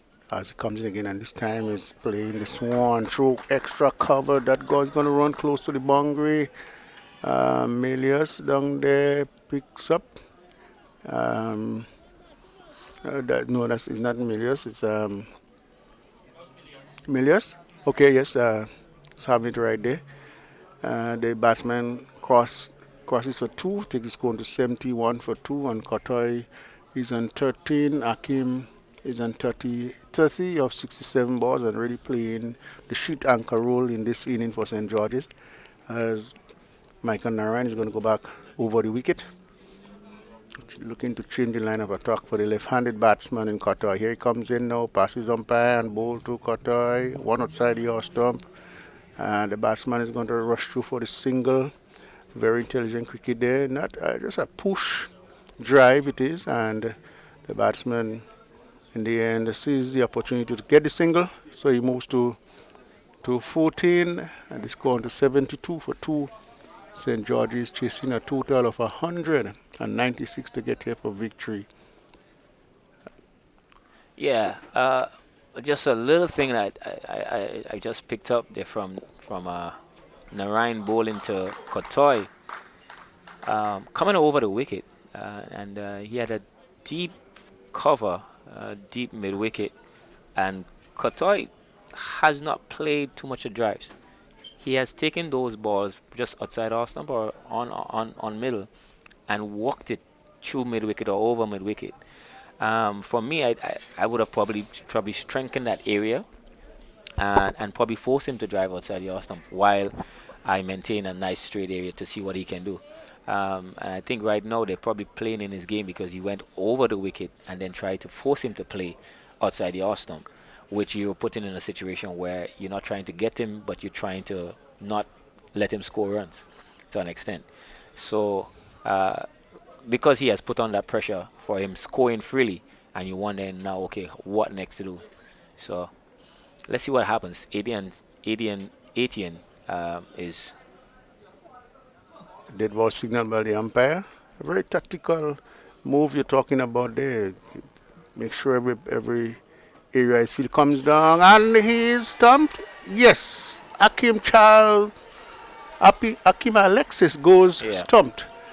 The bowling of Etienne had a nice nice play with him in over previously, just on the off stump, calling him and he lead dabbing and not really getting in line. This time he called him on the front foot. Hey, come forward, and he did came, took the bait, and he is out, stumped. Yeah, Etienne is not one of the guys that you probably chip on. He doesn't give much flight.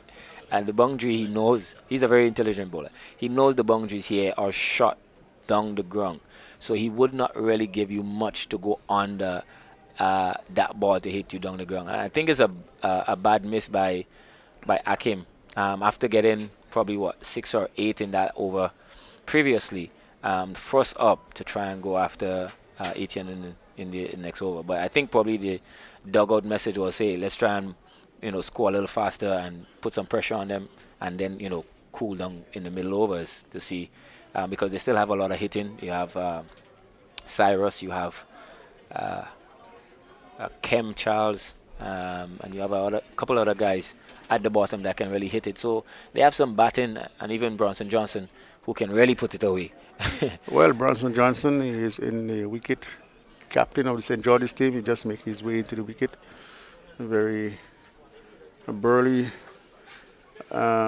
struck the outside there, and we know that he can hit the ball very far. It's 73 for 3 in the 19th over. Etienne continues. Etienne taking one for one thus far in his 1.1 overs.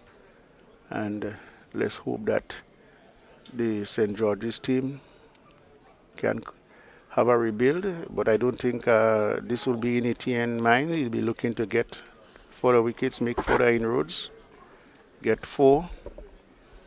Already three down.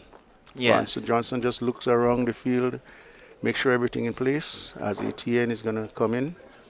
And between the umpire and the stumps and ball to John Branson, and it's a ball that Branson has to play hurriedly on the front foot, and there is no run. 73 for 3, 18.2 overs ball. Etienne tosses the ball, looking to get whatever grip on the ball. Comes in on ball to Branson. Branson is equally behind this one. Etienne fields to his own bowling, and there is no run. An evening when we have lost the sunshine. One of these teams here will go into the finals tomorrow against St. David's. As he bowled this time, wrapped on the pad. There's a lot of people for leg before umpire John Mark is not in agreement with this one, and Bronson Johnson leave to fight on. Yes, I think that one pitched just outside leg stump, and I would have loved the matchup, knowing Etienne and how he bowls would be just sending dots because Bronson does not really get a long stride in, stride out. So he's banking on just got a little tickle on that down the leg side, or his leg buys. The umpire It's signal just buys. is buys. Okay. So it's one more to the total. It moves to 74 for 3. Bronson is off the strike and is cut eye. So we can see Etienne is sending the made off further back on the boundary. We have the man in the extra cover and he's deep on the boundary. Made wicket also dip backward a square as he comes in and bowl. Looking to reverse sweep. Kartai and oh, this is not good cricket. Why the extra run? Been given.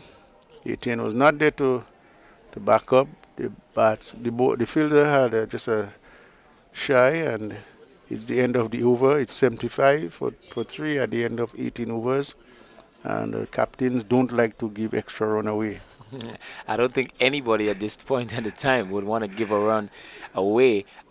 Seeing the complexity of the game right now, it's a very, very tight game.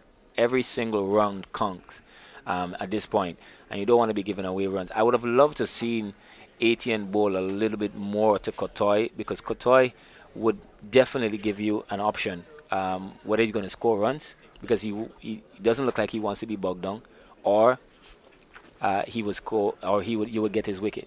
And like I said, Etienne sends in a lot of dots, and that shot reverse is a very risky shot that Kotoy played with the sort of pace that Etienne bowls.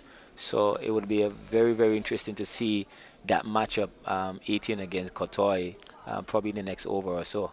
We have a bowling change. I think Gangadin. Yes, Gangadin is done with 122 runs needed of some 185 deliveries. A run rate of 3 point. Sunil Narayan is that's the Grenadian Sunil Narayan from St. Mark. Yes, it is. Yes. Bowling is off breaks. Comes in now to bowl to Kotai, and Kotai is getting one that he plays off the hip, and there is one to the total. It moves to 76, 19 point in the 28th over.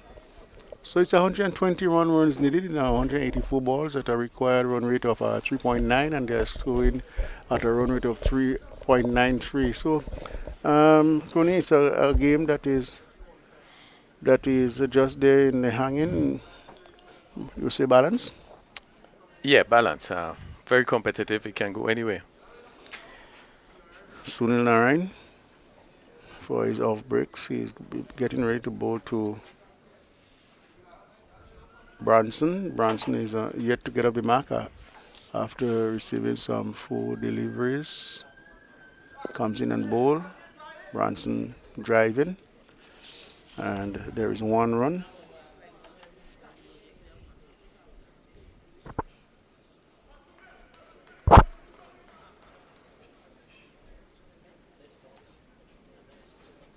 Bronson Johnson. Here is Sunil bowling to Kotai down the wicket, driving. That's a brilliant stop there from Hodge, and there is no run. Keeping the pressure on Kotai. Bronson, non-striker. He's on one, comes in and bowled. Give himself room and on driving. They get one, and that's all there'll be. The score moves to 78 for 3. We're in the 20th over. The target 196.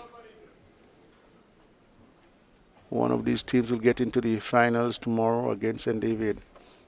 Here is Sunil. Comes in now to bowl to Branson. Branson is a driving and driving down to the long off area where you get a single. One more to the score, take it to 79, and Branson moves to 2.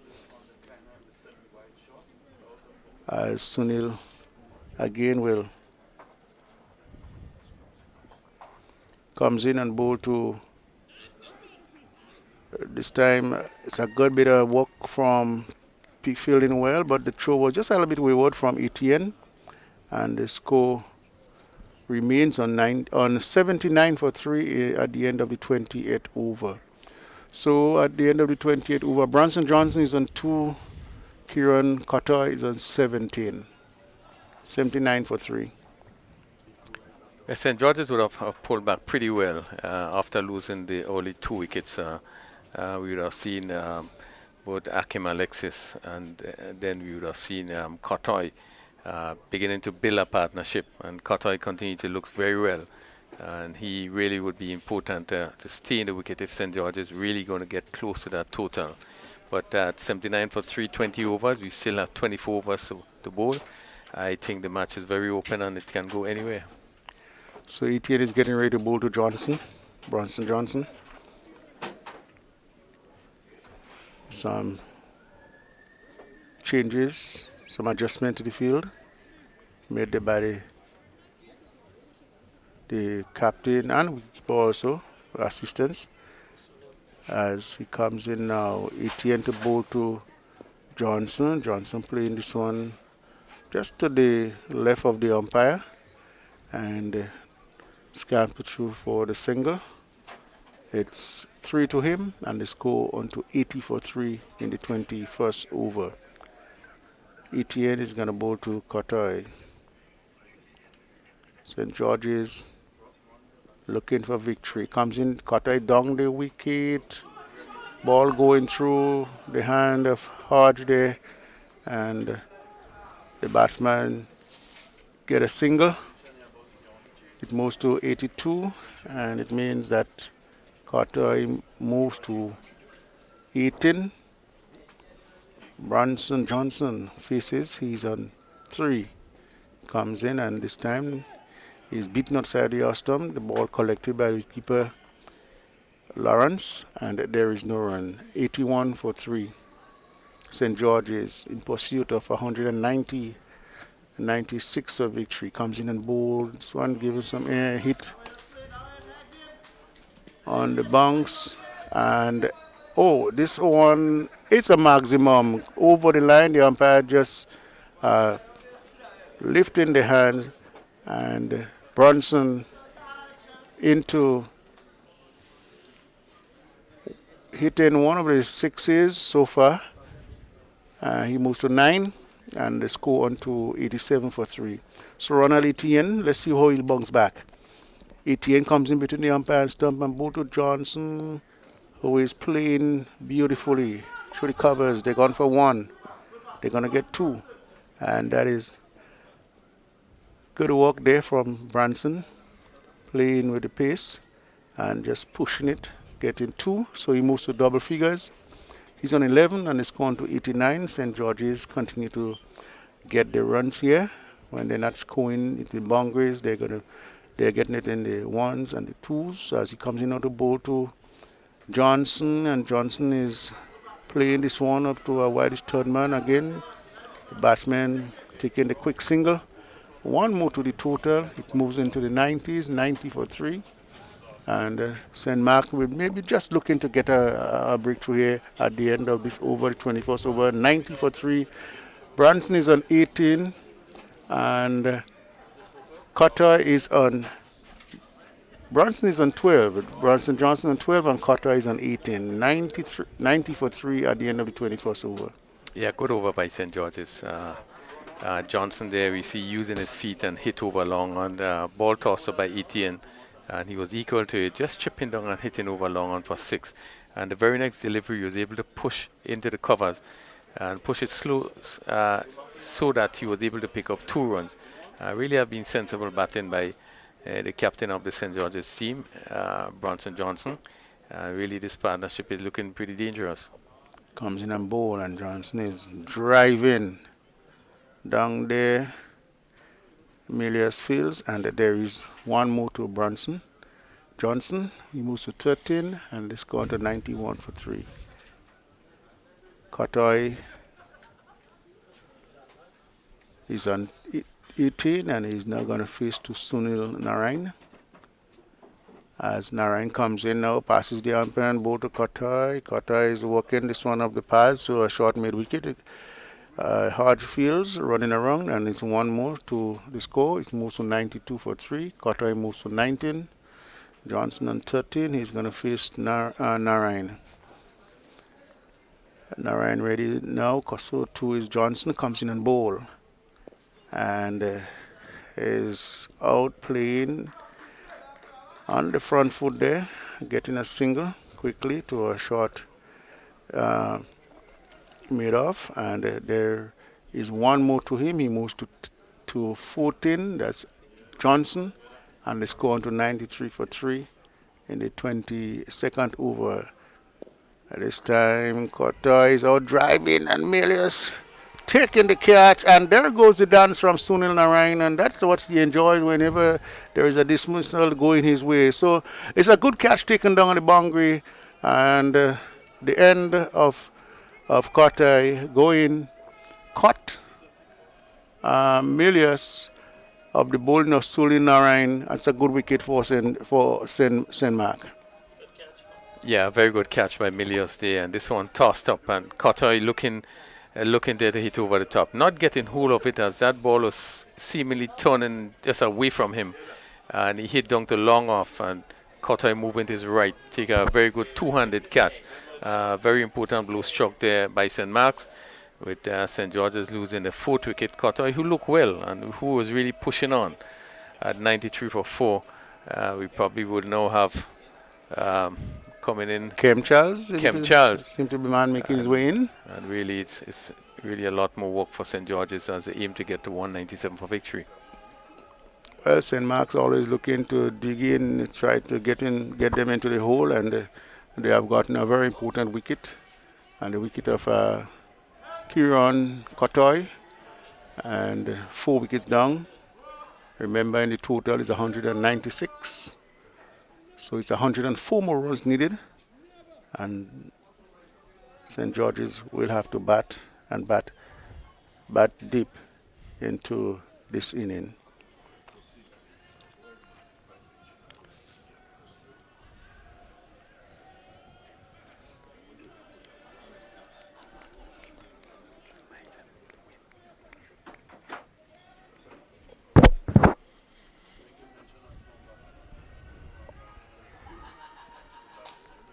Johnson comes in to strike, and he's going to face Narain. Oh, that's a good ball from Narain, with Johnson have to almost dig this one out, and there is no run. 196 is the total to get there. 1 plus 1 or 197 for victory. So it's Narain tossing the ball from left to right as he gets ready now to bowl to Bronson Johnson, who is playing this one in front of him. The bowler fields. There is no run. It's 93 for 4 at the end of the 22nd over, with Kem Charles yet to get off the mark and Bronson Johnson is on 14. At a very good over ball there by Narayan, picking up the very important wicket of Kotoy, who looked really good and was really stroking the ball, pushing it around, and really would have stepped up the pace. And certainly that's certainly probably going to slow down St. George's. It's a good wicket taken by St. Mark's. That game continues really to build some interest. St. Mark's, St. George's trying to get to 197 for victory after 22 overs. Yeah, 93 for 4. Well, that was a price scalp of Kotoy holding out down in the deep long off. Good catch by Milius. There's Etienne to Charles. Just pushes the ball quietly out to extra cover. So this, you'd want to say that this is slightly even Steven here, with the victory target being 196. There's an appeal for caught behind. Well, That was just outside the off stump. I was looking to drive, really wasn't to the pitch of the ball at all. The ball beat everything. yeah, beaten for pace there. Etienne is known to have a lot of variation, and this was a quicker one that really went through Charles. So he's on a roll here, is Etienne. Etienne has picked up just the 1 wicket so far. He's come in between the stumps and the umpire around the wicket now. And just tapped out to backward point. So these two will have to do a bit of restorative work for St. George's. I thought that Bronson Johnson has come out with the right approach. He's been nurdling, picking up the singles, and when he's there for the big booming drive, he has gone for it. It's been good batting so far. Looking to drive outside the off stump. There's an appeal for caught behind. Again, hitting over this delivery. Again, beaten by another delivery. Too close to cut. And that didn't pass very far from the off stump. Doesn't give the ball a whole lot of air, is Etienne. Tends to be on the flatter side. Pushes the ball through, and I think the skipper Johnson has just gone down to talk to Kem Charles, telling him maybe just to ease the nerves, and this is supposed to be the last delivery coming up in this over, so probably told him just play out. But again, he's in no man's land, just fishing outside the off stump. This is a good over there, bowled by Etienne. And let's look at his bowling analysis so far. 4 overs and 2 maidens, none for 12. So he's been rather economical, going at just 3 runs per over. Yeah, good bowling by Etienne. Actually picked up just 1 wicket, 1 for 12. He's the sort of bowler that is expected to keep things very tight. He bowls wicket to wicket, and just with that left arm, just leaving the right-handed batsman. And we saw in this over that Charles was beaten, one I think by pace, and really the other one just hitting over the line. So Sunil Narayan with another over to bowl to the skipper. Johnson is down the leg side. Will be signalled a wide by the umpire. It was strained down the leg side. And he was looking to sweep that down behind backward square. Didn't make contact. Good take down the leg side there by Lawrence. Skipped pretty well. This one is it in the air. Somebody's going to take the catch. And it just goes over. That's gone for 6. We'll have to look at the replay. But it looked catchable for a while. Must have gotten a hand onto it. Not sure. In the end, he may have just parried it over. Now let's look at it. He came forward and he lifted it. It was a sweet sound of leather against willow.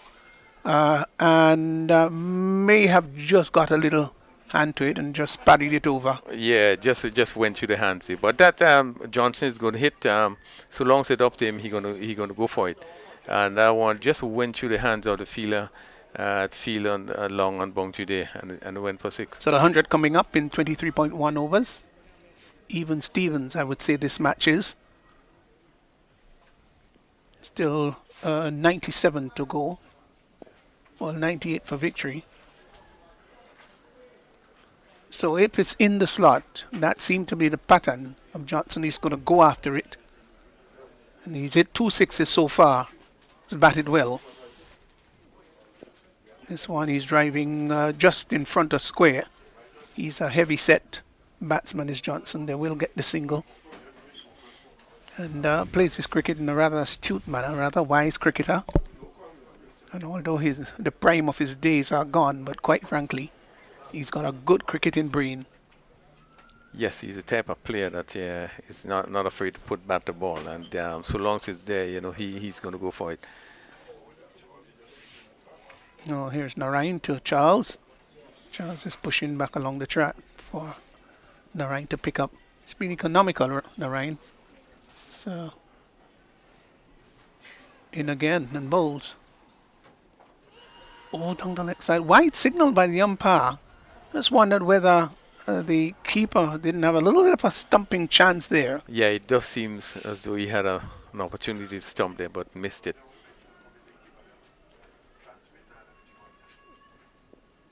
And one was a little bit quicker, flatter, and turned behind square. HN having turned across there to his left, gathered well and covered ground quickly, just about 10 yards to his left. Send a nice flat return to Lawrence. Full toss down the leg side. They will in fact go through for the single. They've got to hurry. This is sad cricket. This is very poor cricket. Kem Charles has been run out. This is really poor cricket. Never really was there a single there. And Johnson called him through for the single. There was no way, even if he were bowled, no way he would have gotten down there. And so he has been run out. Just look at it on the replay. He called for it. Come on, let's go, let's go. He was on the back foot, so to speak. Easy run out there.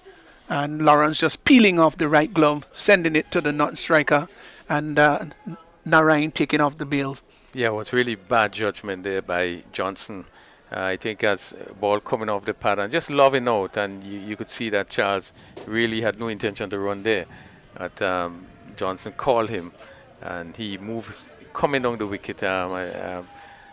He didn't have a choice, I think, and Charles took off, but way short of the wicket. Oh, yes. Really bad judgment. I think it's one of the most careless dismissals I've seen in quite a while.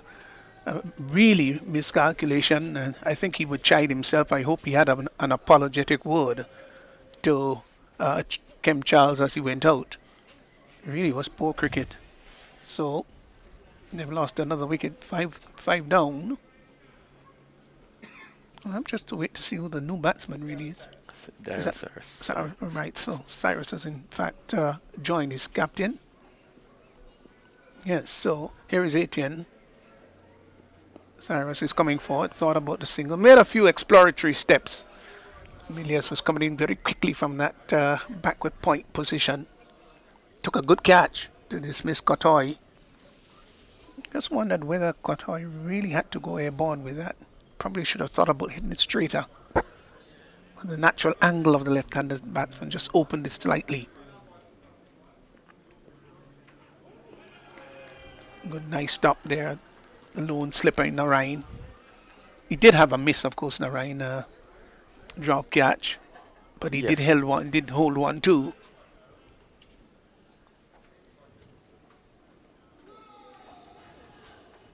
Yeah, important partnership here. I think 102 for 5, 90, some 95 runs needed, and we still have probably our next 19 overs after this one.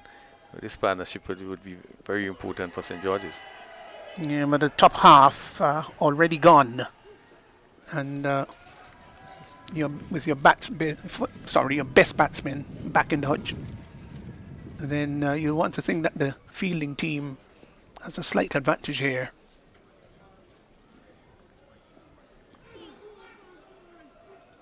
Conditions, yeah, just looking a bit on the gloomy side. But slow bowlers bowling really shouldn't create a problem.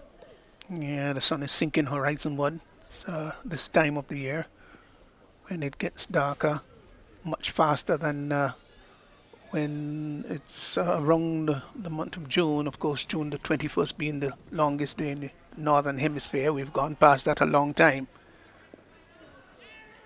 And the shortest day in the northern hemisphere is December 21st. Over comes to an end. 25 gone. We're at Well, of course, gone past that halfway stage. It's 102 for 5. Don't forget they've got to get that in 44 overs. Yes, so some 19 overs to go, and they need a further 95. It's important for Johnson to remain. He's one that's going to hit the ball so long as it's there to be hit. He just needs someone to stay with him.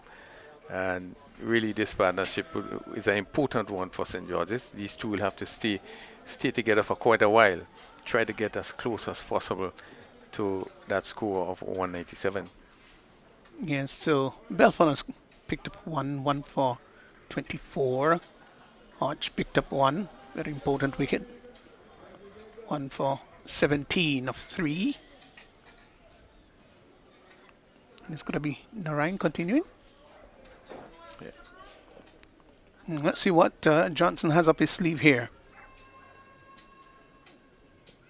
There's an appeal for leg before, and they will in fact go through for the single. There's a real thunderous appeal there by all the close-in fielders. Confident appeal really there. was. Came forward there. And it'd be interesting to see what looks like on the replay, but certainly a good shot. Oh, yeah, it certainly was. For them to go up in such a unanimous, boisterous appeal, it meant that had to be rather close. I'll get a chance to see what happened here. Okay, might have been pitching just a little outside the leg stump. No Hawkeye here, so we have to depend on Rafael Croni's Hawkeye. Push back to the bowler. Good decision by the umpire. Yes, well done. The margin of error sometimes is so slim, really. Down the leg side, looking to sweep. HN comes around, wide signal by the umpire. So he didn't get his radar right this time, is Narayan. Just look at the movement, his body language seemed to suggest that he's enjoying his bowling here, Narayan. Cyrus is pushing back to the bowler. They'll have to remember too that while they want to keep the wickets intact, they've got to push the scoring along. Rotation is important for a partnership. Pushed out to squarish cover and gets what should be supposed to run. Yes, they will have to push on, having losing the wickets, and you're so far back in terms of the scoring. And if it comes down that the game is not completed, obviously it goes back to net run rate. The final tomorrow, God's willing. Finals tomorrow, God's willing. St. David's already booked its place, and these two are battling for the spot. Driven up to long off as Johnson, and they amble a single, so he gets one more. Is Johnson is batted well for his 23 runs. Really has batted well. Don't forget he's got a couple of sixes too, which were well hit. The partnership with Cotter really looked threatening when both players were batting.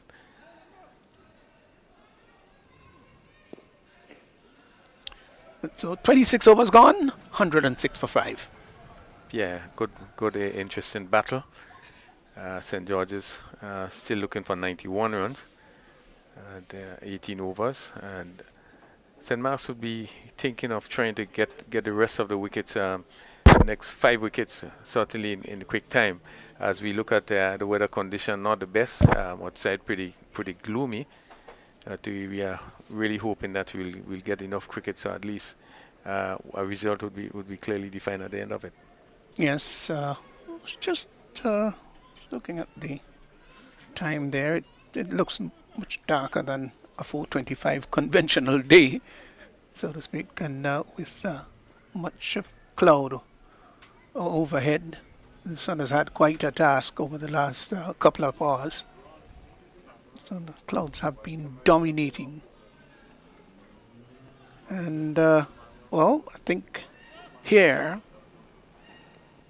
one of these two teams would want to dominate. Opens the face of the bat, glides that nicely down to third man, runs here. They will in fact come back for the second. Played it with soft hand. Well played. Got 2. I like his approach though, Rafael. He looks for those that are in the slot. He will go after it. But if a delivery is there for the respect he does, and he plays well with angles. Yes, sensible thinking there with just a backward point, and now a feeler is being moved to the offside. Let's see where we place, probably in slip. No slip, just a backward point. Then you have a cover. So there was a lot of areas there, and I think it was well played. He came forward and opened the face, and run it down to third man and picked up two. Beaten outside the off stump. That one didn't do anything. It just went straight through. He pushed at it. Maybe looking for a little bit of turn. And, Lawrence taking it nicely behind the stumps. Interesting game we have on hand here. Turns that nicely down to fine leg. They've gone for one. They're not going to come back for the second. They will come back for the second. The return comes in. They've got to hurry. The return comes in. It says gone. So Johnson, I thought it was a bit precarious. I know it was going to be very difficult for him to get back there. The return came in, and Lawrence took the bails off rather quickly. Stranded. He was probably just about a foot or so short. Let's see what the replay would say. Now he turned the ball down to fine leg. It was hit nicely. They took off for the single. The first run was maybe not even as quickly as they should have. There was Narayan picking the ball up and then sending the return very quickly. The return came in, and you could see that he was in fact just struggling as Lawrence just took the bail off. So there he's gone in fact for what, 25? Yeah, again, good decision by the umpire. I thought that Johnson just wasn't sure, and he stuttered a bit before he started for that second run, and really, he really had to labor trying to get there, and at the end of the day, he just fell short. And once again, another important wicket fell. St. George's losing the sixth wicket, and really they are now up against it. Yes, when you turn a ball like that down to backward square, you've got to be precise. Very early, you've got to say to your batsman one or two, as the case may be, and you've got to run the first run very quickly so that you have the ability now to assess whether the second run is on or not. And that first run, I don't think it was run with the sort of pace that he would have loved to, conducive for a second run. And in the end, he fell short, and was a pretty good return too. And the keeper was fast in taking off the bails. So Javon Andrew has come in to replace his skipper Johnson. And he would obviously have quite a task on hand. Pushing the ball out to short extra cover. Very interesting field. Well packed offside field. Just three players on the leg side.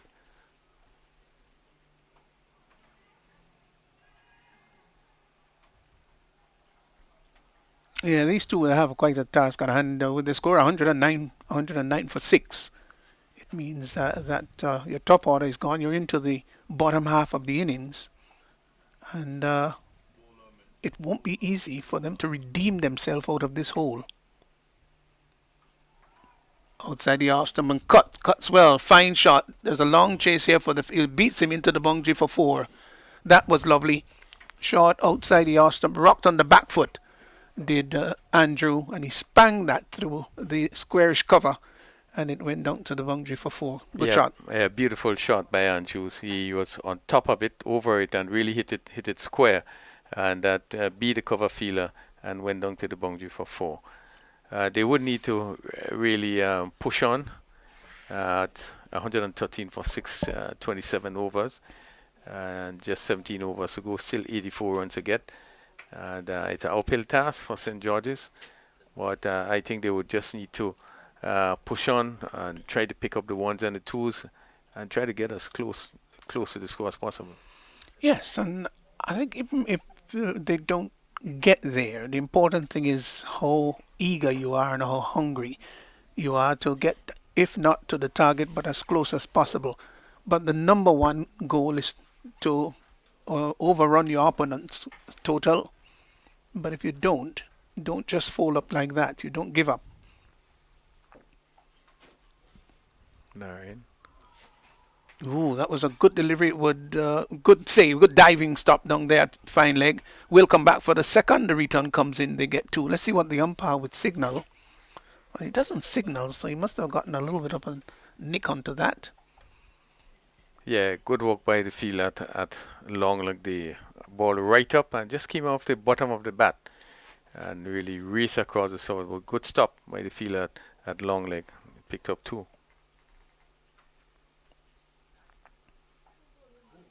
Ooh, that was close to the leg stump.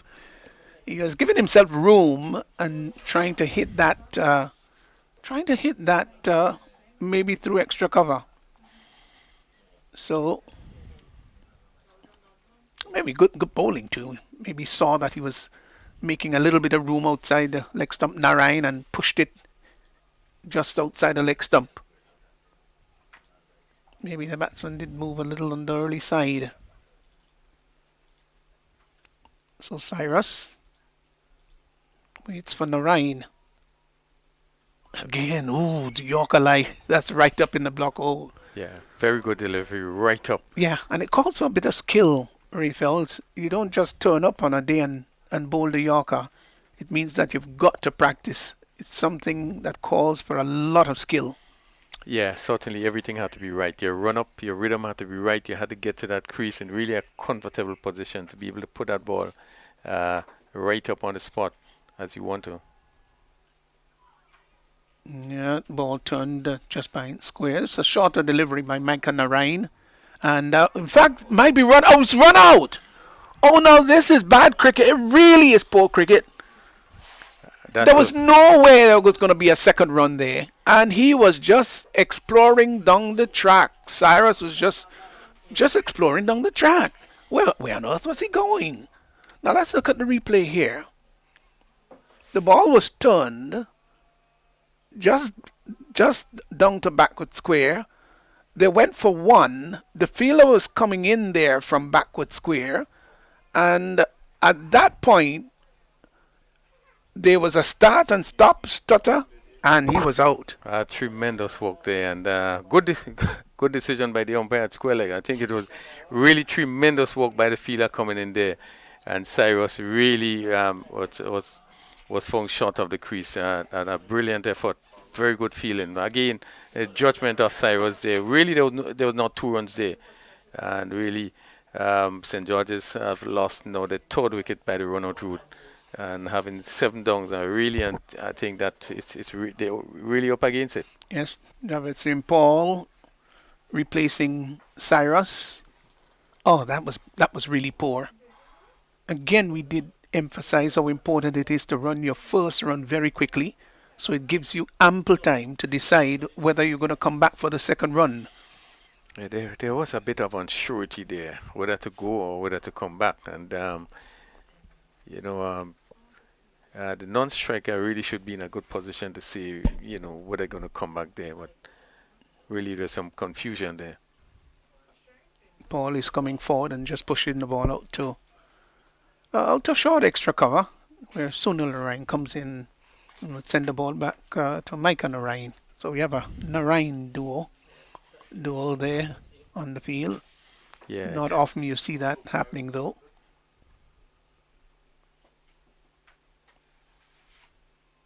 St. Paul is getting another delivery right up. This, I think, was the 3rd delivery right up in the block hole. Over comes to an end, 116 for 7, 28 overs gone. Yeah, tremendous over bowling by Narayan. Coming back there, and you can see the aggression in his bowling. He's running very hard, and he has been spot on. Most of the delivery was right up, and the batsman having to dig it out.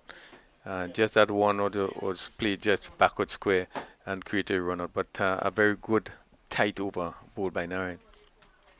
Yes. Thought he bowled well. Pitched in about 3 Yorkers in the over. And his style of bowling tells you that he would more or less more than often be on good line and length. So, And that it's going to be Kaveem Hodge that just pushes the batsman onto the back foot. And Hodge just in his 4th over. So really, they have bowlers that could really make it very difficult for scoring. And he's known to be very economical too. This one is hit down out to a mid-on. I think he was seeking to hit that straighter. Didn't get it from the middle of the bat, more the inside portion of the bat, and went out to and arrived there feeling at a straightish mid-wicket. There is in fact a long on and a long off, inciting him for the drive. Pushed up on the offside, a few exploratory steps down the track. Just seem to be moving without good calculation, these batsmen.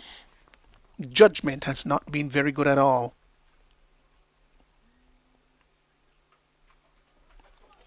It's now out to extra cover. They've decided this time that they're not going to come back for the second round quite rightly. Yeah, very early they made up their mind that just a single. But we really had some poor judgment, and the cause that we had 3 run-outs, and I don't think that's going to help St. George in any way. Well, it's not going to help anybody's average either, batsman-wise. A little bit of an adjustment to the field. Narayan is pulled in a little to the shorter position there at extra cover. Ball given generous flight by Kareem Hodge, and St. Paul not going, not taking the bait, so to speak. Shorter, flatter, turn behind square to short fine leg. So that brings up the over, and economical one. 117 for 7 after 29. Hodge, 4 overs, no maidens. He's picked up 1 for 18. Yeah, a quick over ball by Hodge, yeah? Again, keeping the pressure on, not giving the batsman much time to even think or even to breathe. He really rushed through that over very quickly. And St. George's continue to struggle at 117 for 7 and still requiring some 80 runs for victory with 15 overs to go. Yeah, so if you're looking at statistics and sequence and just looking at the scores and where they are, then you could dive in, stop there at extra cover. Then you'll have to say that St. Mark, they're nose to head. This great game of cricket, famous cliche, game of glorious uncertainties. So you want to say improbable rather than impossible. Full toss, no ball signal by the umpire, and that would go down as a no ball for height. Struck somewhere in the mid-rib area. I think he must have just quickly apologized to him. Yeah, he just apologized. This one probably just a slip. As we look at the replay, you can tell you where it's being hit. Yeah, it's difficult. Yes. Really difficult delivery. And the thing about those delivery, you can't move until it's actually on you. Real difficult delivery. But he quickly raised his arm in a rather apologetic manner. But the umpire had to call no ball for height. So Narayan is going to try again. Bowl him, slow ball. He was advancing down the track and really just pushed to a slow ball really, and he could do nothing about it. And then he really didn't go close to the ball at all. He was drawing away, advancing, but drawing outside the leg stump. Now let's look at it. Down the track, drew a little bit outside the leg stump, saw him coming the bowler. This is very good bowling, and just slowed it up. And so Cyrus is gone. It's bowled by Narayan. And so another wicket has fallen. And St. Mark, they look as though they're trudging home now for victory. And it was very good thinking by Narayan. After that delivery, you could see him coming with tremendous aggression. And that was a slower delivery. Cyrus looking to give himself room. Probably maybe to hit somewhere to backward point or to the covers, and him pulling away and really was beaten with the flight of the ball, and was bowled. But good bowling, good thinking by Narayan. Right, so Adel Beggs joining St. Paul. 118 for 8. We're in over number 30. So we got 14 more to go as Micah Narain, 8 wickets gone. St. Mark's, they're in the ascendancy here. Dark, grim, dull, gloomy, grey-like conditions. And here is Narain bowls. Good delivery, Yorker right up in the block hole. And gosh, he had to come down rather heavily on it. Just managed to squeeze it down to a long leg. But he's off the mark, got a single. Well bowled. He has been impressive with the Yorkers, hasn't he? Yeah, tremendous bowling by Narayan. He's really running in quickly and seemingly being able to hit that length consistently. Yeah, I think it must have been about 5 Yorkers he has bowled so far in over a 2-over spell. Must have practiced that fairly well to do it so consistently well.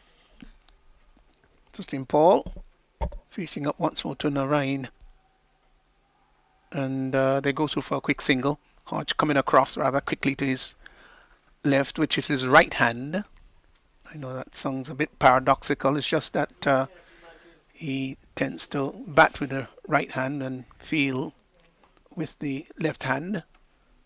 How many cricketers well, Brian Lara, of course, is naturally right-handed and bats left-handed.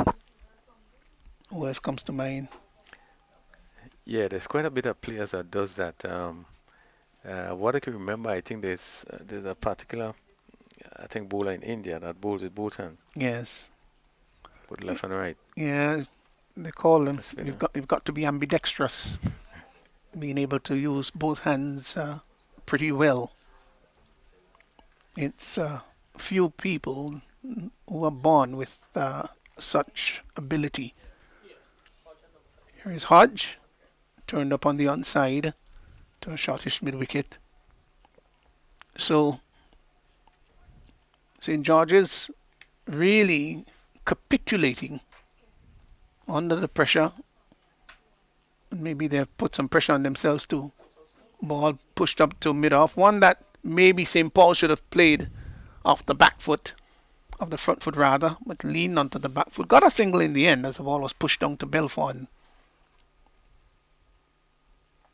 So there's no batsman.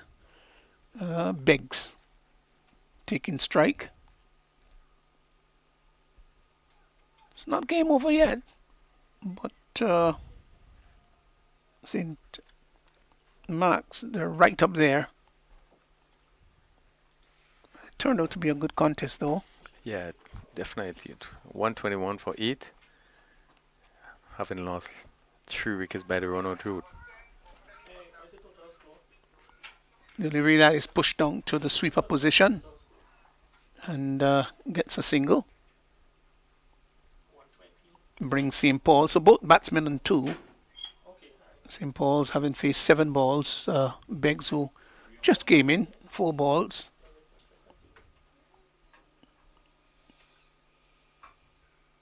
Short, wrapped on the pad. Must have just tugged it onto the pad. There's a little appeal there, stifled one by Kaveem Hodge, who's holding his head in a sort of symbolic grimace. Yeah, slower delivery by Hodge, giving some air. And batsman, they looking to hit somewhere over mid-wicket. Crashes into his pads. Just dancing down the track and pushing the ball out to Sunil Ryan there at mid-off. The over comes to an end. Both batsmen are on 2. 30 overs gone, 122 for 8. Yes, and St. Mark's continue to tighten their grip on this game at 122 for 8. Still quite a bit of runs to get, and bowling the overs pretty quickly. There's now just 13 overs to go, and really I think they have 1 foot inside in really completing this victory here today. But it has been a good performance by St. Mark's. You know, having to bat, I think when the bowlers were able to get quite a bit of support from the wicket, getting up to 196. Down the leg side, ill directed this time, confirmed the wide by the umpire. I think he's trying to get that ball into the middle and leg stump area striving for the Yorker, which he has bowled very, very well indeed, is Narain. It's not a tall man, but he seemed to have perfected the art of bowling the Yorkers. And not too many tailenders can play them effectively. Wrapped on the pad, there is an appeal for leg before. The ball goes down to fine leg. Will get a single. Let's see if the umpire is going to signal leg by. Yes, again, he was right up there, probably just missing the leg stump again. He continues to keep the ball right up, Yorker length, and really the batsman had to be so careful in playing in straight all the time. As we look at the replay, Close it was. That's the best I can say. Interesting one. I think it must have been hit on the back pad too. Back leg. So delivery handled very well. Just pushed out to the sweeper position, and would get a comfortable single. But he's bowled admirably well. Is Narain. He's into his 7th over. 6 overs, no maidens. Picked up just a 1 for 28. But it doesn't really tell you how well he is bowled, especially those Yorker-like balls.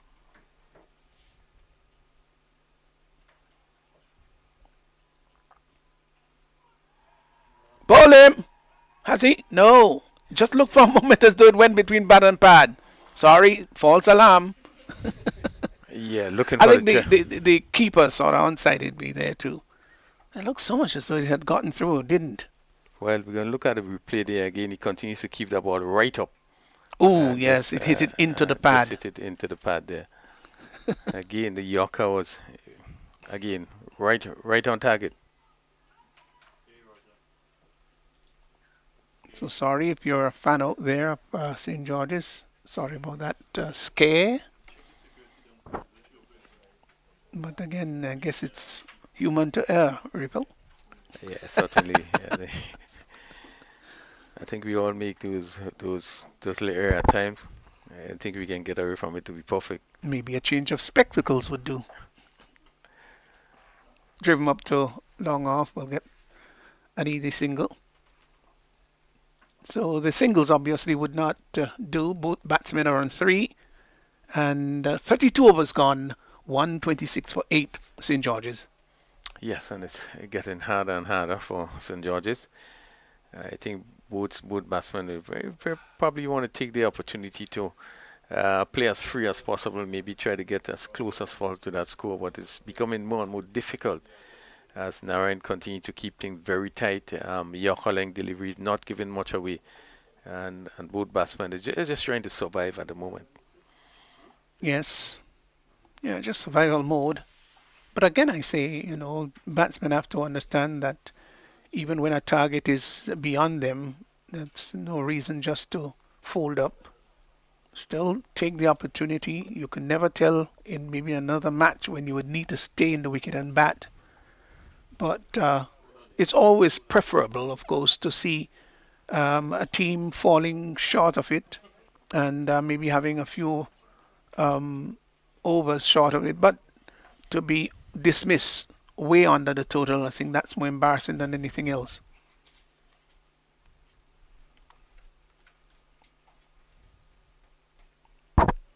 Sarge has been really on point. It's a good bowler, good player, good batsman too, good all-rounded cricketer. Looking to cut. So Adele Beggs and St. Paul's, don't know how much they can do here, but in the circumstances would still need to get maybe some runs to their own personal tally. Off the back foot, pushes it out to extra cover. And maybe he's saying it was short enough, he could have pulled it. Driven down to mid-wicket, that's a fine shot, that's a good shot. They will in fact come back for the second. The return comes into the bowlers and then they get 2. Get that nice on drive. You had a nice sweet sound as Willow and Leather met. Didn't look to hit it too hard. So Beggs has gone to 5 though. Gone past St. Paul.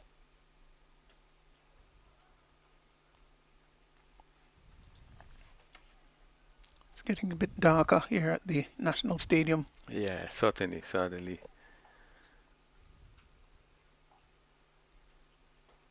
Turned up on the onside. The bowler just running across on his follow through. Hurls the return to the keeper's end. The over comes to an end.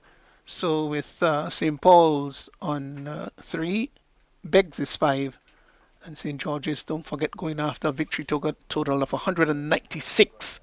They're 128 for 8. 33 overs gone. Yeah, another good over bowl by Hodge, and in really quick time. Continue to keep pressure on both batsmen. And St. Mark's, we're just looking to bowl these overs as quickly as possible to get these 44 overs in. Again, St. George's both batsmen is there, just trying to push on, maybe look to pick up the ones and the twos when necessary, but haven't been given much bad deliveries to hit. And both batsmen really will have to dig in and really do something extraordinary to get close to the score. Yes. But I think the runouts, Brifel, we've had how many of them? 3? 3 runouts. 3 runouts. That would have really hurt St. George's. Badly. Some really bad judgments. I I thought that the partnership with Kotoy and Johnson that looked pretty threatening. Yes, it certainly was. And that was the partnership that looked that they could go on, push on. So Belfon is brought back into the attack from the southern or River Road end. Push back along the track. Good, nice firm push. They've gone for 1. Didn't decide to go for the second run. Maybe remembering that there have been 3 runouts already. And so brings St. Paul's to 4. Brings the right-handed Beggs back into strike. Good move to bring back Belfon.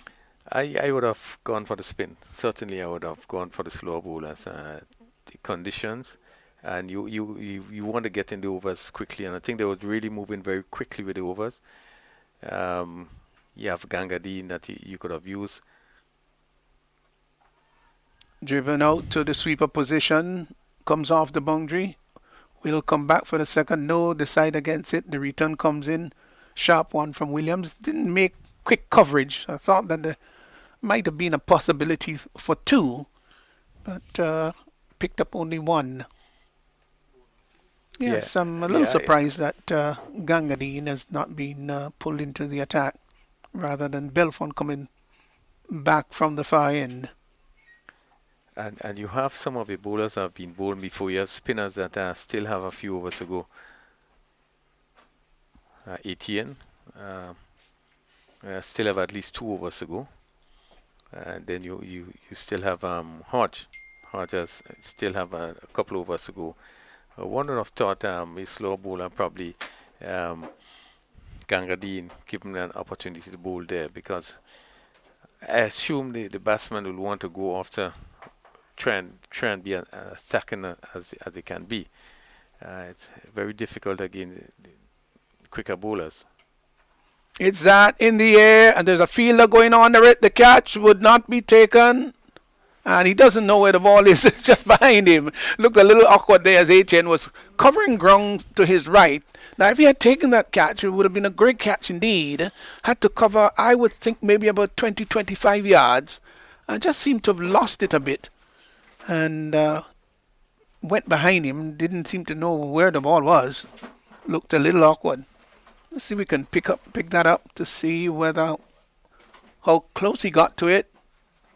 Yes, I just think he missed it a bit there. Yeah, had a lot of running to do. Really, Yes. And was not able to get as close as he should have to take that catch, and it just dropped. But again, ball pitched up, and he looking to clear that long on position, and picked up 2. Had to cover about 20 yards to his left.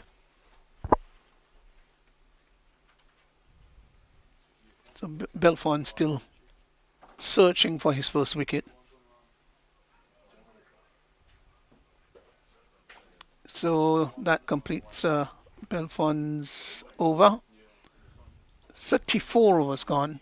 It's 133 for 8. And some more thoughts from you. Refill. Justin Hector is up next. St. George's 133 for 8. Remembering that they are trying to get 197 for victory. Really, they are up against it. We have 34 overs being bowled, just 10 overs remaining. As St. Mark's continue to have a strong hold on this game, keeping things very tight. Nowadays, Rafael, 6 runs over is a walk in the park. Yeah, that's right. Obviously, you are taking into consideration who is batting, the position of the team. But so many short 2020 games are wrong now that you have 10 overs to score 80 runs. I mean, you in with a definite chance. Yes, indeed. But with 8 wickets down here, I think it's pretty tough going. The ability of even the batters batting now, someone who really had to play out of character to try to get close to that score. And the gifting of 3 wickets by run out, I mean, really helps in St. Mark cause. So Hodge to bowling to St. Paul, and delivery which is played back up on the offside. There is no run. But by and large, to again, a delivery pushed up on the onside this time, and there is no run. Again, I was saying that I thought that St. Mark probably they played the game like they wanted it more than St. George's. Here is Hodge again bowls, and St. Paul pulls it away towards mid wicket. They field on the mid wicket boundary. Does the fielding, and that's Williams down there, and there is no runs. There's a single, in fact. Yeah, the batsman has crossed for a single. It would have been crazy to think that they would have hit the ball down there and not run. So another single goes on to the score, 134 for 8. And there may still be a swing. The game may still swing again. With this game These two of guys. cricket, glorious uncertainties, anything can happen in the game. I mean, logically, when you look at it and look who is batting, one would want to think that you wouldn't give St. George's a chance. Cobham But- Hodge is, yeah, sorry. Cobham Hodge is in his 7th over. Yes, so far taking 1 for 23. And that makes that 1 for 24 or more. No, there won't be any more as Belfon comes across to do the fielding and holds the return way up to the far end to the wicketkeeper. And there's another single to Beggs. Beggs goes on to 7. St. Paul comes back into strike, the left-hander. He's on 8 from 18 deliveries. It's Hodge. Oh, left arm from the commentator's booth end bowls, and Beggs and St. Paul comes forward, looking quite compact so far, seeming to be too troubled by any of the bowlers. It's a delivery which is pitched up and driven up towards extra cover. Again, there is no run. There is a Narayan there to do the fielding, and this brings the end of another over. And as the over has tick away, so too you have to say is the chances of St. George's to appear in the final tomorrow. Yeah, this is what it appears. It looks like out there. But one would have thought, Justin, that you find that the spinners, Hodge in particular, he comes through ball very quickly. Yeah. You would think that you would probably lose a Gangadine Yeah, who gives yeah. the ball some air, who toss it up. Give the batsman the opportunity where they would want to hit, and it give you more chances. It give you more option. A little surprising that he has not bowled so far, and with numbers, 9 and 10 in the wicket, you want to make it more challenging. Yes, and even with this situation, it is basically St. George's almost at the point where they no longer could win. So even if it's a confidence issue, I mean, you'll want to give Gangadin a run because you may need him tomorrow, please God, in the other game. So there's a wide. There was a wide. So another single, 135 for 8. And happy looking to slap that through the offside. There is Beggs.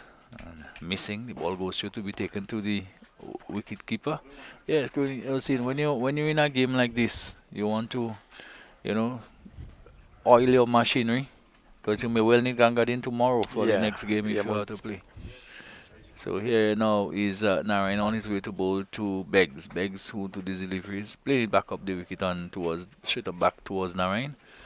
Knocked down, and there is no runs. 136 for 8. We're in over number 36.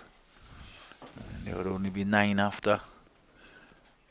Yeah, so here is Narayan on his way to Beggs. Beggs goes for the drive and drives it down towards the deep extra cover. The fielder Williams comes off the boundary, runs around to his right, but can't prevent 2. So 2 easy runs for Beggs to take him on to 9. And 8 it is to St. Paul at the non-strikers end.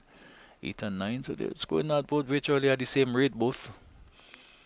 But nothing too exciting, nothing really to cause any great concern to St. Mark as delivery is driven up towards the offside again. There is no runs. Etienne doing the fielding out there. See now is another delivery swept down behind square, but a good save down there by Gangadine just behind square on the onside. And the batsman crossed for a single to take Beggs on to 10. And the total on to 139 for 8. So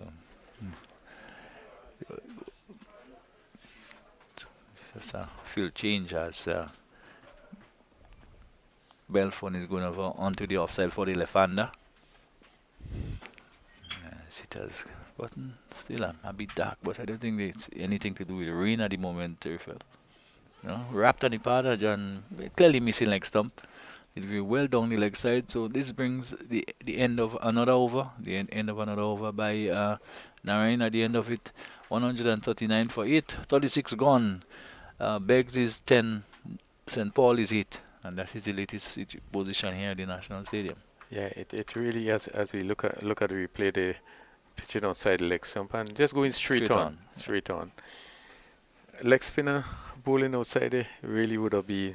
It's so crucial. You have someone delivering a ball from the back of the hand going up in the air. The batsman had to look up, and then they will always think with a leg spinner that there is a chance, because they do bowl bad deliveries.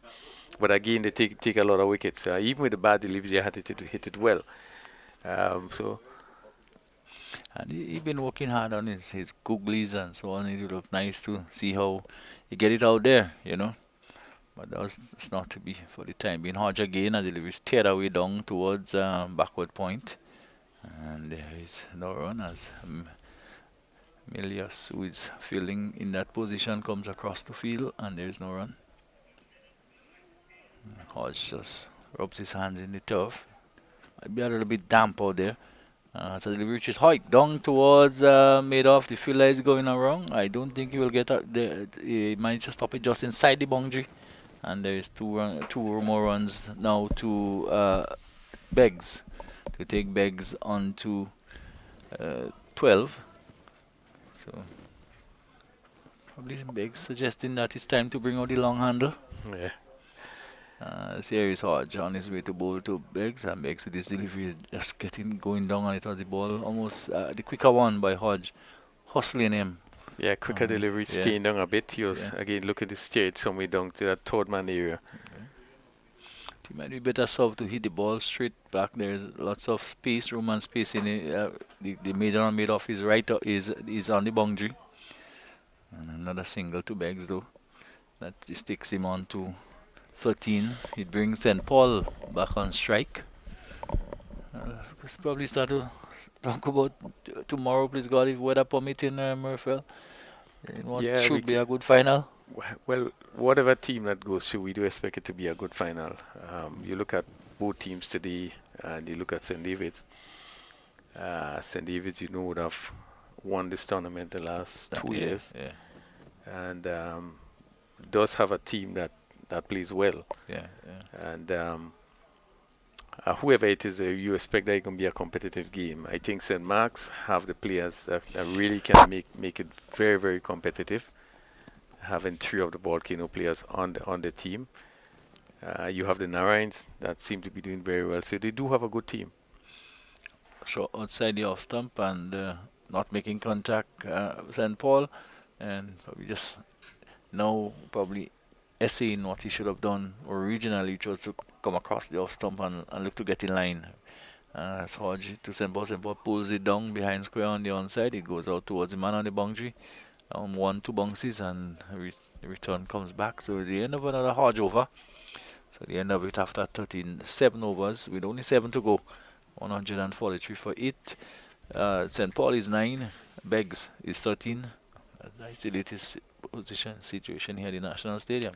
Yeah, St. Paul didn't make use of that last delivery. It was a full toss down the leg side and really should have been put away. He was only able to get one. This pair have been doing pretty well. They have been there for quite a while, just pushing the ones and the twos, and with still 7 overs to go. It's not that the score. It's impossible to get a score, but what certainly this pair will have to push on quite a bit more.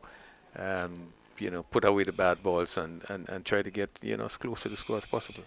Out of 143, we just what 50 odd runs to get. It's just not beyond the realms of possibility. Yes. Anything can still happen. Yes, these two are doing it pretty smart though. 54 from 7. Yeah, these two they're doing it smart. They're picking up the ones and the twos and take the game deep. You never know what can happen. That's the whole thing about it. Yeah, I think just to show a little bit of aggression, even in the running between the wickets, where they could push and pick up the ones and the twos. Again, just to push back a little pressure on the fielding team. So there's a single to St. Paul. St. Paul is on 10-9 again. Balls delivery outside the off stump, and across comes the fielder there to Etienne to do the fielding. Another single, the batsman.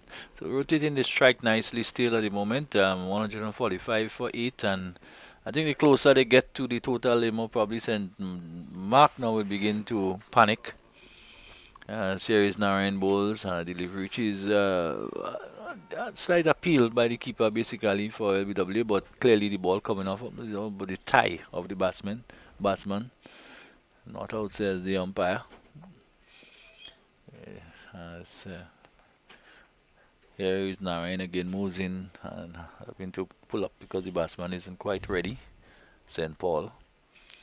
Yeah, but generally, Coney, you would say that the umpires have had a fairly good day in terms of some of the decisions we've seen. St. Paul's whips it back to Narayan. Narayan just juggling it a bit, not being able to hold on to it smoothly. No attempt to run. Yeah, I agree with you. They have a pretty good day. I think some of the decisions were really, particularly you look at the run-out decisions, I thought they all were spot on. So here is Narayan on his way to bowl to St. Paul. St. Paul drives down towards mid-off. The fielder comes off the long-off boundary. Melinos, who's been in in the game throughout, but basically he has always been in the action one way or another. Yeah, just that bit of aggression as he drove there, and they would never thought of even trying to look for a second. So here is Narayan on his way to bowl to Beggs. The back foot looking to just steer that out into the offside, and maybe suggesting that he stayed down a bit, which may have been so. 11 to St. Paul. Beggs is 14. 146 for 8 after 38 is the latest score here. Yeah, with just 6 overs to go, it's quite a bit. St. George's will really have to push on. Maybe the long handle will probably have to come out. There's one more player to come in, and just seeing a message going out to the batsman. It would be interesting to know what the message has been sent. It's time that someone tried to take the attack. It'd be interesting to see what happens from here on. I think it's probably better to be bowled out for 196 than than to lose by 10 runs. Yeah. It's Hodge anyway. I look, it comes in bowls and delivery is driven out outside the off stump, not making contact. Just looking down from here, you could see the coach and so Johnson and the guy just around in front of the dressing room area. Don't think they are totally comfortable yet. Here is Hodge on his way again to bowl, and a delivery turned away on the onside. He'll pick up another single, or probably think about 2. No, they wouldn't think. In fact, the goalman for it is out. That has to be run out. That must be run out. Another one. What does the umpire say? Well, that one was really close, Crony. And I would have shown from here that he was gone. Let's take a look. Yeah, You look, will tell me. it look very close. Hmm? This will tell us.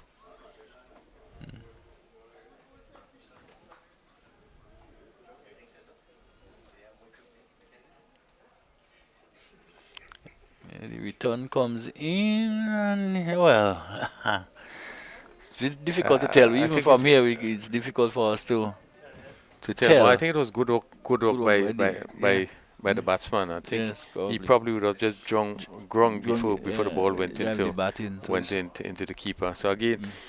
again, I think it's a good decision. Yes, yes. Really, Give the really good batsman the decision. benefit of the doubt when it's that close Yeah, because yeah, it would have to be a very, very close decision. yeah, yeah, Yes, and the umpires do not have the benefit of replays and stuff. yeah. So St. yes. Paul, they Mm. just seem to injure himself a bit, but Yeah, you know, it just a bit of a little aggression where you could pick up a two, bring yeah. you closer and closer to the score. That would, yeah, that would just push back a bit on the St. Mark's team, who would feel now that they're in a position where they Mm. must win. But Mm.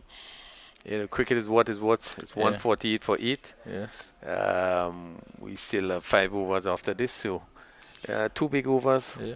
you know, can just turn things around. I mean, we were lamenting the fact for the entire day, the lackluster kind of running and not putting the fieldsmen under pressure. Yeah, Yeah. lack of aggression. Mhm. So here is Hodge and comes, looking to bowl a quicker one down the leg side wide. That would be just slanting it down the leg side, so an extra. These are very important runs. As here he is again coming in to bowl to St. Paul. St. Paul drives up towards extra cover. And all of a sudden we see now maybe one or two fumbles in the field. Yeah. As St. Paul taps away again and waits for Hodge, who bowls a delivery of foolish length, which he could only play up again into extra cover and can score. Just need to probably manipulate the ball a bit more, open the face here and there, not hit it as firmly, and pick up the singles and two. As this one is struck down towards long on. Again, the Etienne comes off the long on boundary to do the fielding, and there's a single there for St. Paul, who seem to be in some discomfort after that tumble, going for that second run. He's on 14. Uh, Beggs, who is on 14, also comes into strike. 150 is up for St. George's, and Beggs again just tearing that out towards backward point. And there is no run, so another dot goes into the scorebook. Yeah, And just that's the end of the over, and really seems really in distress there, St. Paul. yeah, seem to have probably injured the leg. We know if it's tight, but really struggling a bit. But there just needed to be some more purpose in the batting of the St. George's team. I think the brightest part of the batting would have been when Cotter came in. We saw a brief moment when Forsyth came in, and he didn't last long. I thought that he was probably a bit too aggressive. Didn't take time to look and see what was happening with Hodge. But when Cotter and Johnson were in bat, and they were pushing the score along, it looked very encouraging in terms of the batting between both these players. They are scoring very quickly, and as such, really would have, I think, give St. George's a lot of hopes in terms of getting that score. But since then, we see the 3 runouts, which really didn't help, and a bit negative in terms of the batting And of them. yes, yeah. Well, here again is our delivery, which is driven back up to Narain, and there is no run. So you have to probably question the whole planning. How they actually went along trying to get those runs. So delivery again, which is played back up, just almost with a dead bat, and the ball rolling back towards the stump by St. Paul. It's really struggling there in terms of his movement. Yes, indeed. So here again is and these are valuable dot balls there. 9 to St. Paul. St. Paul, the delivery which comes off the inner portion of the bat and just hobbling as the ball trickles down towards the fielder and coming to a halt before the fielder from backward square leg could come in to pick it up. St. Paul once again leaning over and suggesting that he's really, really struggling out there. just outside, just seem to Oh brighten a yes, the bit. sun is back out. Yes. Well, I don't know who the sun is shining for, but this one is hit high and it's hit long. Yes, it goes all the way for six. So some poppers being shown here by Beggs, uh, going after Narayan and getting it beyond the boundary. Well, maybe the sun has come out now for St. George's. Yeah, 157 for 8. We just need a few more of this to make it very interesting. Uh, who's the doubt that these two batsmen seem in control and Beggs again going after it again this time. It goes down towards the man at long off and it comes off the boundary to do the fielding. And there's another single for Beggs. So rotation in the strike to go with the maximum. And this takes the total on to 158 for 8 over number. One ball left in the 40th over. And Beggs is on 21. St. Paul is on 15. And he's down the track. And when he gets the drives past the man at extra cover. The ball goes down to the fielder at deep extra cover who comes off the boundary and limit them to one to a single. And which takes St. Paul to 16. Beggs is on 21. 159 for 8 is the latest score here at the National Stadium. Well, they need 38 in 4 overs, and it's not impossible. No, it's not. It's not impossible. One boundary. And you look back and see what happened. It tells you how close, how easily St. George probably could have get to that score. Because it's not a situation where any particular bowler was giving any batsman problem. I think they really have to look at the judgment they made in terms of the run out. And Well, really that would have put them in a position there, the good thing about it is that I don't know. The captain has to probably take some of the responsibility. It was there were what one or two while he was still like he ran himself out eventually. Etienne into the attack and replacing Hodge. Boza delivery just beats the outside edge of struggling uh, St. Paul. As you we see, we saw in the St. Mark's innings, come back to that. as Etienne bowls, delivery gain outside the off. So I'm just pushing it across the left-handed batsman, the left-handed bowler, and the batsman just grouping it. Not very mobile, so difficult, very difficult to get to the pitch of the delivery.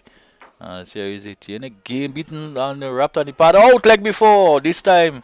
Well, he was immobile. He left to be seen with this one pitch crony, but he was given leg before the left hander coming from around the wicket, right arm over the wicket, in fact. And yeah, the left arm coming from around the wicket. So we'll have a look at that. That could be very interesting. What do you think, Crony? Bowling from very wide of the crease, pitch on.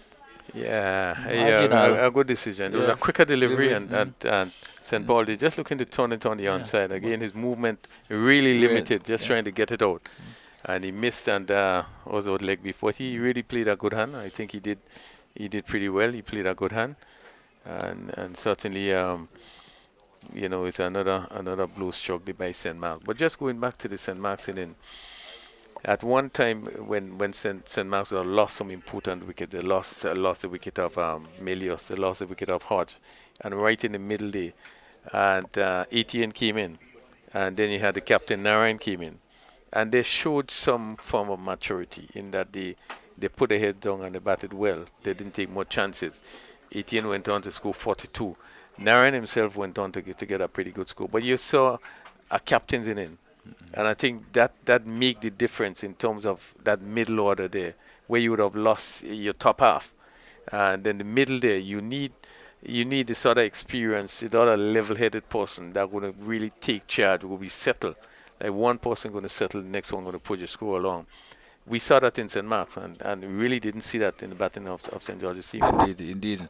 Because if you look, it was not a overly challenging score. It was a score that you play proper cricket enough, you keep your wickets intact, and I think you should get there. Yeah, I really felt pretty good when I saw the batting of Cotoy, and then I saw Johnson came out, and they was choking the ball because they are able to hit the ball out of the ground. And with the bad ball come, they was pushing it around. I think St. Mark began to get worried at that time. Etienne to the new batsman who is Nicholas Redhead. He comes forward and plays it up on the offside, and there is no runs. But I think it was a combination of more than one thing. It had to do too with the lack of urgency in terms of the running, as we spoke about a number of times against struck on the pad. And the ball just bubbling out on the offside, and there is no run. You see, in everything there had to be some plan. You had to have a plan in terms of what you want to do, and each person goes out there. They have to know what is expected of them. Here again is Etienne on his way, full toss, and just apologizing to the batsman. And probably, it's maybe been already, maybe having some due form already. Grass, just maybe the ball might be just getting a little bit wet and just slipping out of the grasp of the bowler. Well, just a look at the condition. I think we should be very happy that we have been able to have this amount of cricket being played today. Over the last few days, there have been a lot of rain, and I would assume there have been rain in some parts of the island today. But I think we are really blessed today that we have been able to have maybe over 80 overs in today's game. It speaks also to the quality of this playing facility. A lot of rain came last night, rain came this morning, but yet we came this morning and the condition was good, really good condition. You couldn't tell easily if rain came. We have been able to go to this day and really and have a full game. Beggs taps away the crease and waits for Narayan, who comes in on balls and a delivery driven down towards long on. And there's a singer. So he goes to 22. It brings Redhead on strike as Micah Redhead Narayan comes back into the attack. And at 5:25, we still see the seam bowler come on in terms of the condition. The sun is still shining. See the sun come across the field. Just peeping between the large stands over on the western side. As the delivery is dropped on the pad, load up before leg before it's gone. So that's it. Struck on the pad, a delivery again, Yorker length. And I think that would look pretty adjacent from here, Crony. As just younger Narayan just good. Click with the bills off, celebrating the victory. It's been a good victory for St. Mark as we watch the final wicket. And Narayan bowling full length. Yes, wrap right in front. Good decision. Good decision by the umpire. Yeah. And as we must say that we've commended them, it was pretty good all day. I really think the umpire did a good job. I thought that all the decisions they made would have been really good decision. We have the benefit of being able to see the replay, and they must be given credit with some of the decisions they have made today. But all in all, I thought it was a good day's cricket. I think St. George's at the end of the day certainly will have themselves to blame in terms of the batting performance today. I also think that even in terms of the bowling performance, I think they had the opportunity really on a wicket that assisted them with some movements, some lift, and as such, having St. Mark's out for 196, really still had the opportunity to get to that score. Well, for St. George's, they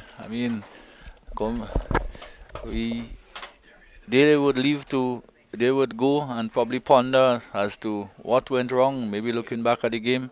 For St. Mark, it's no time to rest. They have a final tomorrow, and they have to prepare themselves to be back out there tomorrow again in the to contest this final, which will not be an easy game. Probably this will be a far easier game than them.